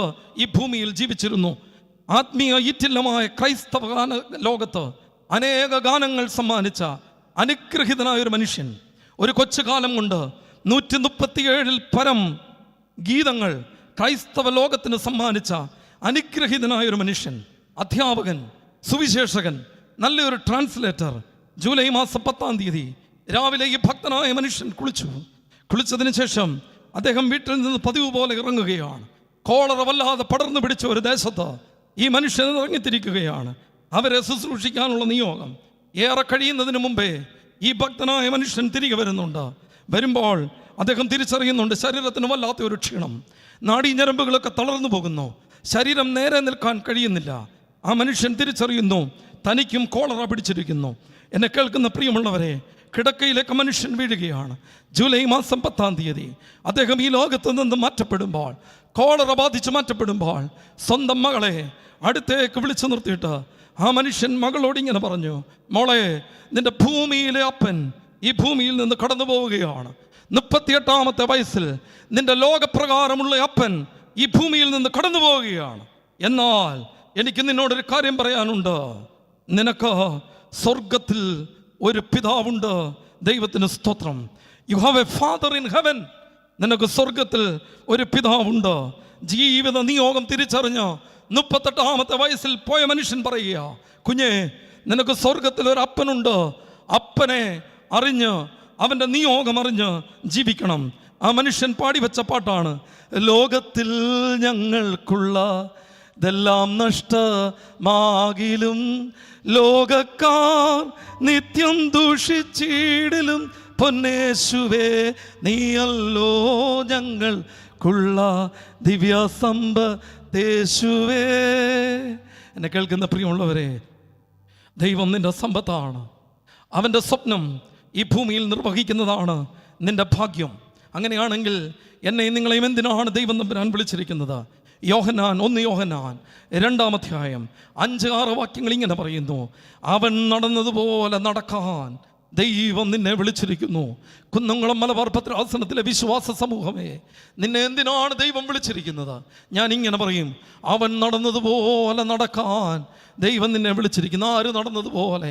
നിന്റെ ദൈവം നടന്നതുപോലെ, അവൻ തോറ്റുകൊടുത്തതുപോലെ, അവൻ ക്ഷമിച്ചതുപോലെ, അവൻ സ്നേഹിച്ചതുപോലെ ഈ ഭൂമിയിൽ ജീവിക്കാനുള്ള ഒരു വിളിയാണ് നിന്റെ വിളി എന്നുള്ളത് മറന്നു പോകരുത്. വെല്ലൂർ മെഡിക്കൽ സെൻ്ററിൽ അരവിന്ദൻ നായർ എന്ന് പറയുന്ന ഒരു മനുഷ്യനുണ്ടായിരുന്നു. അദ്ദേഹത്തെ ലോകം വിളിച്ചു വാക്കിംഗ് ജീസസ്. ഞാൻ കാരിത്താസ് ഹോസ്പിറ്റലിലാണ് പ്രാക്ടിക്കൽ വർക്ക് ചെയ്തത്. ഞാൻ അവിടെ ചെല്ലുമ്പോൾ ആളുകൾ, ക്യാൻസർ രോഗികളെല്ലാം കൂടെ TV-യിൽ ഒരു ഡോക്ടറിൻ്റെ അഭിമുഖം കാണാൻ ഓടുകയാണ്. ആരാണ്? VP ഗംഗാധരൻ. ഞാൻ ചോദിച്ചു, നിങ്ങൾക്ക് ഈ മനുഷ്യനോട് എന്താണ് ഇത്ര അടുപ്പം? അദ്ദേഹം പറയുന്നുണ്ട്, ആ ജനങ്ങൾ പറയുന്നുണ്ട്, ഞങ്ങൾക്ക് അദ്ദേഹം ദൈവത്തെ പോലെയായിരുന്നു, ഞങ്ങൾക്ക് അദ്ദേഹം ദൈവത്തെ പോലെയായിരുന്നു. പ്രിയമുള്ളവരെ, ഇടുക്കി ചെറുതോണി അണക്കെട്ട് തുറന്നു വിട്ടപ്പോൾ നിങ്ങൾ കണ്ടതല്ലേ, കനയ്യകുമാർ എന്ന് പറയുന്ന ഒരു മനുഷ്യൻ, പ്രിയമുള്ളവരെ, അതിൻ്റെ അവസാനത്തെ ഷട്ടറും തുറന്നപ്പോൾ പനി പിടിച്ച് വല്ലാതെ വിറങ്ങലിച്ചു പോയൊരു കുഞ്ഞിനെ അപ്പൻ്റെ കയ്യിൽ നിന്ന് എടുത്ത് പിടിച്ച് തൻ്റെ നെഞ്ചോട് ചേർത്ത് പിടിച്ച് ആർത്തലച്ചു വരുന്ന വെള്ളത്തിൻ്റെ മുമ്പിലൂടെ ഇടുക്കി ചെറുതോണിൻ്റെ അണക്കെട്ട് ഓടിക്കയറിപ്പോയൊരു രംഗം ഞാനും നിങ്ങളും കണ്ടതല്ലേ. എന്നെ കേൾക്കുന്ന പ്രിയമുള്ളവരെ, 2018 സ്വന്തം മുതുക് താഴ്ത്തി കൊടുത്തിട്ട് ഒരു മത്സ്യബന്ധന തൊഴിലാളി എല്ലാ മനുഷ്യരെയും ആ ബോട്ടിലേക്ക് കയറ്റി സ്വന്തം ചെരുപ്പിട്ടുകൊണ്ട് മുതുകത്ത് ചവിട്ടി കയറാൻ അനുവാദം കൊടുത്ത ഒരു മത്സ്യബന്ധന തൊഴിലാളി കാണിച്ചു തന്ന മാതൃക ഞാനും നിങ്ങളും മറന്നു പോകാൻ സാധ്യതയില്ല. അങ്ങനെയാണെങ്കിൽ ഈ കാലം മുഴുവൻ ദൈവവചനം കേട്ടിട്ടും വിശുദ്ധ കുർബാന അനുഭവിച്ചിട്ടും ദൈവത്തെ അപ്പ എന്ന് വിളിച്ചിട്ടും ദൈവത്തിൻ്റെ സ്വപ്നം പോലെ കുന്നംകുളം ദേശത്തിൻ്റെ നെടുകയും കുറുകയും നടക്കാൻ നിനക്ക് കഴിഞ്ഞില്ല എങ്കിൽ പരാജയമാണ്. എന്നെ കേൾക്കുന്ന പ്രിയമുള്ളവരെ, അവൻ്റെ മനസ്സറിഞ്ഞ് ജീവിക്കാനുള്ള വിളിയാണ് തമ്പുരാൻ്റെ വിളി. എന്നെ കേൾക്കുന്ന പ്രിയമുള്ളവരെ, അതിനാണ് ദൈവം തമ്പുരാൻ എന്നെയും നിങ്ങളെയും വിളിച്ചിട്ടിരിക്കുന്നത്. അഗസ്റ്റിൻ വട്ടോളി എന്ന് പറയുന്ന ഒരു അച്ഛനുണ്ട്. അദ്ദേഹത്തിൻ്റെ 25ാമത്തെ വാർഷികം വരുമ്പോൾ സ്നേഹിതർ ചോദിക്കുന്നുണ്ട്, അഗസ്റ്റിനച്ചാ നമുക്കൊരു ജൂബിലിയൊക്കെ ആഘോഷിക്കണ്ടേ? ഇന്ന് ജൂബിലിയുടെ കാലമാണ്. 5-ന് ജൂബിലി, 10-ന് ജൂബിലി, 12-ന് ജൂബിലി, 15-ന് ജൂബിലി. ഇതിൻ്റെ വാക്കുകളൊക്കെ എവിടെ നിന്നാണ് കിട്ടുന്നതെന്ന് പോലും എനിക്കറിയത്തില്ല. ഉടനെ വട്ടോളി അച്ഛൻ പറയുന്നൊരു മറുപടി ഉണ്ട്, ഒരു കാരണവശാലും പറ്റില്ല. കാരണം ഞാൻ ഈ 25 കൊല്ലം ഈ ഭൂമിയിൽ ജീവിച്ചിരുന്നത് തന്നെ എവിടെയൊക്കെയോ എൻ്റെ ജീവിതം തോറ്റുപോയതുകൊണ്ടാണ്. നന്നായി ജീവിച്ചാൽ 3.5 കൊല്ലമേ ജീവിക്കാൻ പറ്റത്തുള്ളൂ. കർത്താവിനെ 3.5 കൊല്ലം കൊണ്ട് അവന്മാർ ക്രൂശെ കയറ്റി. അതുകൊണ്ട് 25 കൊല്ലം ഞാൻ ജീവിച്ചു എന്നതിൻ്റെ അർത്ഥം എവിടെയോ എൻ്റെ ജീവിതം പരാജയപ്പെട്ടു പോയി എന്നുള്ളതാണ്. എന്നെ കേൾക്കുന്ന പ്രിയമുള്ളവരെ, ദൈവം നടന്നതുപോലെ നടക്കാൻ ഒരു തമ്പുരാൻ എന്നെയും നിങ്ങളെയും വിളിച്ചെങ്കിൽ ഈ കുന്നംകുളം ഭദ്രാസനത്തിൽ ഓരോ ഇടവകയിലും വിശുദ്ധനെ പോലെ ജീവിക്കാൻ ദൈവം വിളിച്ചെങ്കിൽ ഈ നാളുകളിൽ ഇലക്ഷൻ നടക്കുകയാണ്. കൽപ്പന വരും പ്രിയമുള്ളവരെ. മദ്യപിക്കുന്നവൻ, അഹങ്കാരികളായവർ, ദൈവത്തെ നിഷേധിക്കുന്നവൻ, താൻ തോന്നിയായി നടക്കുന്നവൻ, ദൈവത്തിന് മാനം കൊടുക്കാത്തവൻ അധികാര സ്ഥാനങ്ങളിൽ വരരുത്. എന്നെ കേൾക്കുന്ന സത്യക്രിസ്ത്യാനി ഒരു വിശുദ്ധനെ പോലെ, വചനം പോലെ ഇന്ന് ഈ വചന കൂടാരത്തിൽ നിന്ന് തിരിച്ചിറങ്ങുമ്പോൾ ഈ ചുങ്കത്രയിലുള്ള മനുഷ്യർ എൻ്റെയും നിങ്ങളുടെയും കണ്ണുകളിൽ സൂക്ഷിച്ചു നോക്കും. എന്തിനാണെന്നറിയാമോ? പ്രസംഗിച്ച സന്തോഷിച്ച കേട്ട ദൈവജനമേ, നിന്റെ ജീവിതം ദൈവം സ്വപ്നം കണ്ടതുപോലെ ആയിത്തീർന്നിട്ടുണ്ടോ എന്നുള്ളതറിയാനാണ്. ഞാൻ നേരത്തെ ഒരു ദൈവാലയത്തിൽ ശുശ്രൂഷ ചെയ്യുമ്പോൾ, ഞാൻ പട്ടം കിട്ടിയ ആദ്യത്തെ വർഷമാണ്. അവിടെ നിന്ന് എൻ്റെ സമയം അവസാനിക്കുകയാണ്. അവിടെ നിന്ന് ഒരു ടൂർ പ്രോഗ്രാം പോവുകയാണ്. തെന്മലയ്ക്കാണ് ടൂറ്. ഞാൻ കല്യാണം കഴിച്ചിട്ടില്ല. അപ്പോൾ അന്ന് ഞാൻ ഒറ്റത്തടിയായിട്ട് ഇങ്ങനെ ജീവിക്കുന്നതായ സമയത്ത് ഞാൻ ഓരോ ദിവസവും ഇങ്ങനെ ഓരോ തരത്തിൽ എൻ്റെ വേഷം ഇങ്ങനെ മാറും. കാരണം ഞാൻ ശുശ്രൂഷ ചെയ്തത് കരുനാഗപ്പള്ളി എന്ന് പറയുന്ന സ്ഥലത്താണ്. അവിടെ ഞാൻ ശുശ്രൂഷ ചെയ്യുന്ന സമയത്ത് അവിടെ തൊട്ടടുത്ത് മാതാമൃതാനന്ദമയുടെ ഒരു ആശ്രമമുണ്ട്. ഞാനവിടെ പോയപ്പോൾ ആളുകളുടെ മുഖത്തൊക്കെ ഒരു വല്ലാത്ത തേജസ്. അപ്പോൾ ഞാൻ ചോദിച്ചു, എന്താണ് ഈ മനുഷ്യരുടെ മുഖത്തൊക്കെ ഇത്ര തേജസ്? അപ്പോൾ പറയുന്നുണ്ട്, ഇവിടെ മിണ്ടാമഠമൊക്കെ ഉണ്ട്, ആരും ഒന്നും മിണ്ടുന്നില്ല, ഗോസിപ്പൊന്നും പറയുന്നില്ല, അവരെപ്പോഴും പ്രാർത്ഥിച്ചുകൊണ്ടിരിക്കുക, അതുകൊണ്ടാണ് ഈ തേജസ്. ഞാൻ പോയി കണ്ണാടി നോക്കിയപ്പോൾ എൻ്റെ മുഖം കണ്ടിട്ട് എനിക്ക് ഒരു സുഖവും തോന്നുന്നില്ല.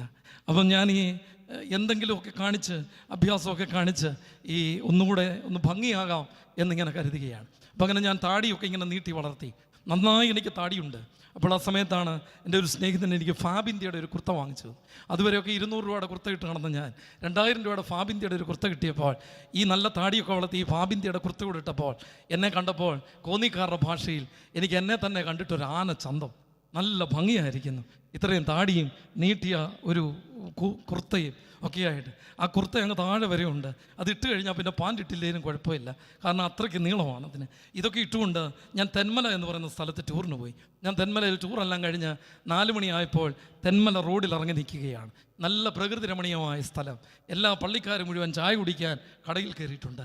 അപ്പോൾ 2 ചെറുപ്പക്കാർ താഴെ നിന്ന് ബൈക്ക് ഓടിച്ചു വരികയാണ്. അവന്മാർ നോക്കുമ്പോൾ പ്രകൃതി രമണീയമായ തെന്മല എന്ന് പറയുന്ന ദേശത്ത് നീളമുള്ള ഒരു കുർത്തായി വിട്ട് ഇത്രയും താടിയും വളർത്തി ഒരു മനുഷ്യൻ ഇങ്ങനെ ടാർ റോഡെ നിൽക്കുകയാണ്. അവന്മാരെന്നെ സൂക്ഷിച്ച് നോക്കുന്നുണ്ട്. എൻ്റെ അടുത്ത് വന്നപ്പോൾ പുറകിലിരുന്നവൻ മുമ്പിലിരുന്നവനോട് പറഞ്ഞു, ആണ്ടടാ ജീസസ് നിൽക്കുന്നെന്ന് പറഞ്ഞു. എനിക്കാണ് സ്വർഗം കിട്ടിയ വാശി. എൻ്റെ മുഖത്ത് നോക്കി ആദ്യമായിട്ടൊരു മനുഷ്യൻ പറയുകയാണ്, ആണ്ട നിൽക്കുന്ന ജീസസ്. എന്നെ കേൾക്കുന്ന പ്രിയമുള്ളവരെ, അവന്മാർ സ്കൂട്ടർ ഓടിച്ചു പോയി. പക്ഷേ സങ്കടകരമായ സംഗതി അതല്ല, അവന്മാർ കുടിച്ചൊരു തുരുമ്പ് പോലും വെളിവില്ല. അടുത്ത കൊക്കയ്ക്കകത്തെങ്ങാണ്ട് അവന്മാർ പോയിട്ടുണ്ട്. എനിക്കറിയത്തില്ല, അടുത്ത വളവിൽ തീർന്നിട്ടുണ്ട്. എന്നാലും എനിക്ക് സന്തോഷമായി. വെള്ളം അടിച്ചിട്ടെങ്കിലും ഒരുത്തൻ എൻ്റെ മുഖത്ത് നോക്കി ജീസസ് നിൽക്കുന്നെന്ന് പറഞ്ഞല്ലോ. 73ാമത്തെ കൺവെൻഷൻ പരിസമാപ്തിയാവാൻ പോവുകയാണ്. എന്നെ കേൾക്കുന്ന പ്രിയമുള്ളവരെ, അതിനുശേഷം സുബോധത്തോടെ ആരെങ്കിലും ഒരാൾ എൻ്റെ മുഖത്ത് നോക്കി ക്രിസ്തുവിനെ പോലെ ഇരിക്കുന്നടാന്ന് പറയാൻ കേൾക്കാമെന്ന് ഇങ്ങനെ വ്യാമോഹിച്ച് നടക്കാൻ തുടങ്ങി. ഞാൻ ഭോപ്പാൽ വരെ എത്തി. എന്നെ കേൾക്കുന്ന പ്രിയമുള്ളവരെ, ഈ ദൈവവചനം കേട്ടിറങ്ങുമ്പോൾ ദൈവത്തിൻ്റെ സ്വപ്നം പോലെ നിൻ്റെ ജീവിതം ക്രമപ്പെടുത്താൻ കഴിയുന്നില്ല എങ്കിൽ നീ പരാജയമാണ് എന്ന് ദൈവം തമ്പുരാൻ ഓർമ്മപ്പെടുത്തുകയാണ്. അവസാനിപ്പിക്കട്ടെ പ്രിയമുള്ളവരെ, അതിൻ്റെ 19ാം വാക്യം. വളരെ കാലം കഴിഞ്ഞ ശേഷം യജമാനൻ കണക്ക് തീർത്തു. വളരെ കാലം കഴിഞ്ഞ ശേഷം യജമാനൻ കണക്ക് തീർത്തു. 1, ഗുരുവിനെ മനസ്സിലാക്കാൻ കഴിയാതെ പോയി. 2, ഗുരുവിൻ്റെ സ്വപ്നം മനസ്സിലാക്കാൻ കഴിയാതെ പോയി. 3, ഗുരുവിൻ്റെ സമയം മനസ്സിലാക്കാൻ കഴിയാതെ പോയി.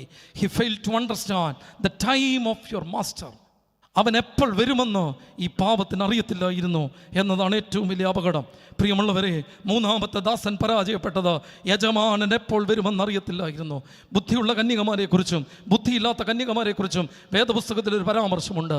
നമ്മളെപ്പോഴും പ്രസംഗിക്കുന്നതാണ്. ബുദ്ധിയില്ലാത്ത കന്യകമാർ, അവർക്ക് അതിനകത്ത് കയറാൻ കഴിഞ്ഞില്ല. കാരണം എന്താണെന്ന് ചോദിച്ചാൽ, മുമ്പിലിരിക്കുന്ന കുഞ്ഞു വരെ എഴുന്നേറ്റ് പറയും, അവരുടെ വിളക്കിൽ എണ്ണയില്ലായിരുന്നു.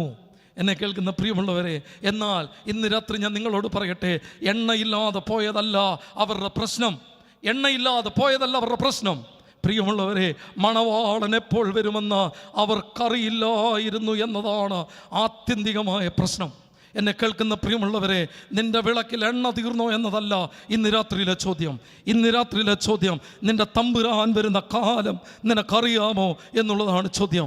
നിന്റെ യജമാനൻ വരുന്ന സമയം നിനക്കറിയാമോ? വേദപുസ്തകത്തിൽ സമയത്തെക്കുറിച്ച് 2 വാക്കുകളുണ്ട്. കൈറോസ് എന്നും ക്രോണോസ് എന്നുമാണ്. ക്രോണോളജിക്കൽ ടൈമാണ് ക്രോണോസ്, ജീവിക്കുന്ന കാലത്തിൻ്റെ പേരാണ്. എന്നാൽ കൈറോസ് എന്ന് പറയുന്നൊരു പദമുണ്ട്, ദൈവത്തിൻ്റെ സമയം, നിന്റെ തമ്പുരാൻ്റെ സമയം. എന്നെ കേൾക്കുന്ന പ്രിയമുള്ളവരെ, ഇന്ന് രാത്രി 2 ചിന്തകൾ പറയാം. ദൈവത്തിൻ്റെ സമയമെന്ന് പറഞ്ഞാൽ, ഒന്ന് ഞാൻ ഇങ്ങനെ പറഞ്ഞു വെക്കും, നിന്നെ മാനിക്കുന്ന സമയമാണ് ദൈവത്തിൻ്റെ സമയം. ഹല്ലേലൂയ, ഹല്ലേലൂയ, ദൈവത്തിന് സ്തോത്രം. ദൈവത്തിൻ്റെ സമയമെന്ന് പറഞ്ഞാൽ നിന്നെ മാനിക്കുന്ന സമയമാണ്. 12 വർഷമായി രക്തസ്രാവക്കാരി ഒരു സ്ത്രീ ഉണ്ടായിരുന്നു. 18 വർഷമായി കൂനിയായ ഒരു സ്ത്രീ ഉണ്ടായിരുന്നു. 38 വർഷമായി കുളക്കടവിൽ ഒരു മനുഷ്യനുണ്ടായിരുന്നു. അവൻ്റെ ജീവിതത്തിൽ സൗഖ്യം വന്നപ്പോൾ ഞാനും നിങ്ങളും ചോദിക്കുന്ന ഒരു ചോദ്യമുണ്ട്. 12 വർഷമായി, 18 വർഷമായി, 38 വർഷമായി അവൻ കിടന്നിട്ടും തമ്പുരാനെ അവനെ ഒന്ന് കാണാൻ നിനക്ക് കഴിഞ്ഞില്ലല്ലോ. എന്നെ കേൾക്കുന്ന പ്രിയമുള്ളവരെ, ദൈവത്തിൻ്റെ സമയമെന്ന് പറഞ്ഞാൽ അവൻ നിന്നെ മാനിക്കുന്ന സമയത്തിൻ്റെ പേരാണ് ദൈവത്തിൻ്റെ സമയം. സെഖര്യാ പുരോഹിത, നിനക്കൊരു കുഞ്ഞില്ലായിരിക്കാം, നിനക്കൊരു തലമുറയില്ലായിരിക്കാം. എന്നാൽ ഇന്ന് രാത്രി എന്നെ കേൾക്കുന്ന ദൈവമക്കളെ, ആരെങ്കിലും നിന്റെ ജീവിതത്തിൻ്റെ 1 വർഷമായി എൻ്റെ കുഞ്ഞിനൊരു സന്തതിയില്ലല്ലോ, 2 വർഷമായി എൻ്റെ കുഞ്ഞിനൊരു സന്തതിയില്ലല്ലോ, എൻ്റെ കുഞ്ഞിനൊരു ജോലി കിട്ടിയില്ലല്ലോ, അവനൊരു നല്ല നിലയിലായില്ലല്ലോ, ഇത്രയും നാളായി എൻ്റെ പ്രതീക്ഷ അസ്തമിച്ചു പോയി എന്ന ആരെങ്കിലും ഈ വചന കൂടാരത്തിലിരുന്ന് പറയുന്നെങ്കിൽ, ദൈവ പൈതലേ, ഇന്ന് രാത്രി ഞാൻ നിന്നെ ഓർമ്മപ്പെടുത്തട്ടെ, നിന്നെ മാനിക്കുന്ന തമ്പുരാന്റെ സമയത്തിൻ്റെ പേരാണ് ദൈവത്തിൻ്റെ സമയം. അത് അവന് മാത്രമേ അറിയൂ, മറന്നു പോകരുത്. അത് അവന് മാത്രമേ അറിയൂ. നീ കരുതുന്നത് പോലല്ല. 9 മാസവും 9 ദിവസവും 9 വിനാഴികയും കഴിയുമ്പോൾ ഒരു കുഞ്ഞുണ്ടാവണം. അല്ലെങ്കിൽ പള്ളിക്കാർ ചോദിക്കും, കല്യാണം കഴിഞ്ഞിട്ട് 3 വർഷമായില്ലടാ, മക്കളായില്ല, 5 വർഷമായില്ല, മക്കളായില്ല. കുത്തുവർത്തമാനങ്ങൾ ഇങ്ങനെ വല്ലാതെ ചങ്കിൽ വന്ന് തറയ്ക്കുമ്പോൾ നീ മറന്നു പോകാതെ കുറിച്ചു വെക്കണം, തമ്പുരാന്റെ സമയമാണ് നിന്റെ സമയം. എന്നെ കേൾക്കുന്ന പ്രിയമുള്ളവരെ, ദൈവം നിന്നെ മാനിക്കുന്ന സമയമാണ് ദൈവത്തിൻ്റെ സമയം. 2ാമത്തെ ഒരു ഭാഗം, ദൈവം നിന്നെ ന്യായം വിധിക്കുന്ന സമയത്തിൻ്റെ പേരാണ് ദൈവത്തിൻ്റെ സമയം. മറന്നു പോകരുത്. നിന്നോട് കണക്ക് തീർക്കുന്ന സമയത്തിൻ്റെ പേരാണ് ദൈവത്തിൻ്റെ സമയം. ഇവിടെ ഈ ദാസൻ അത് തിരിച്ചറിയാൻ അവൻ പരാജയപ്പെട്ടു പോയി.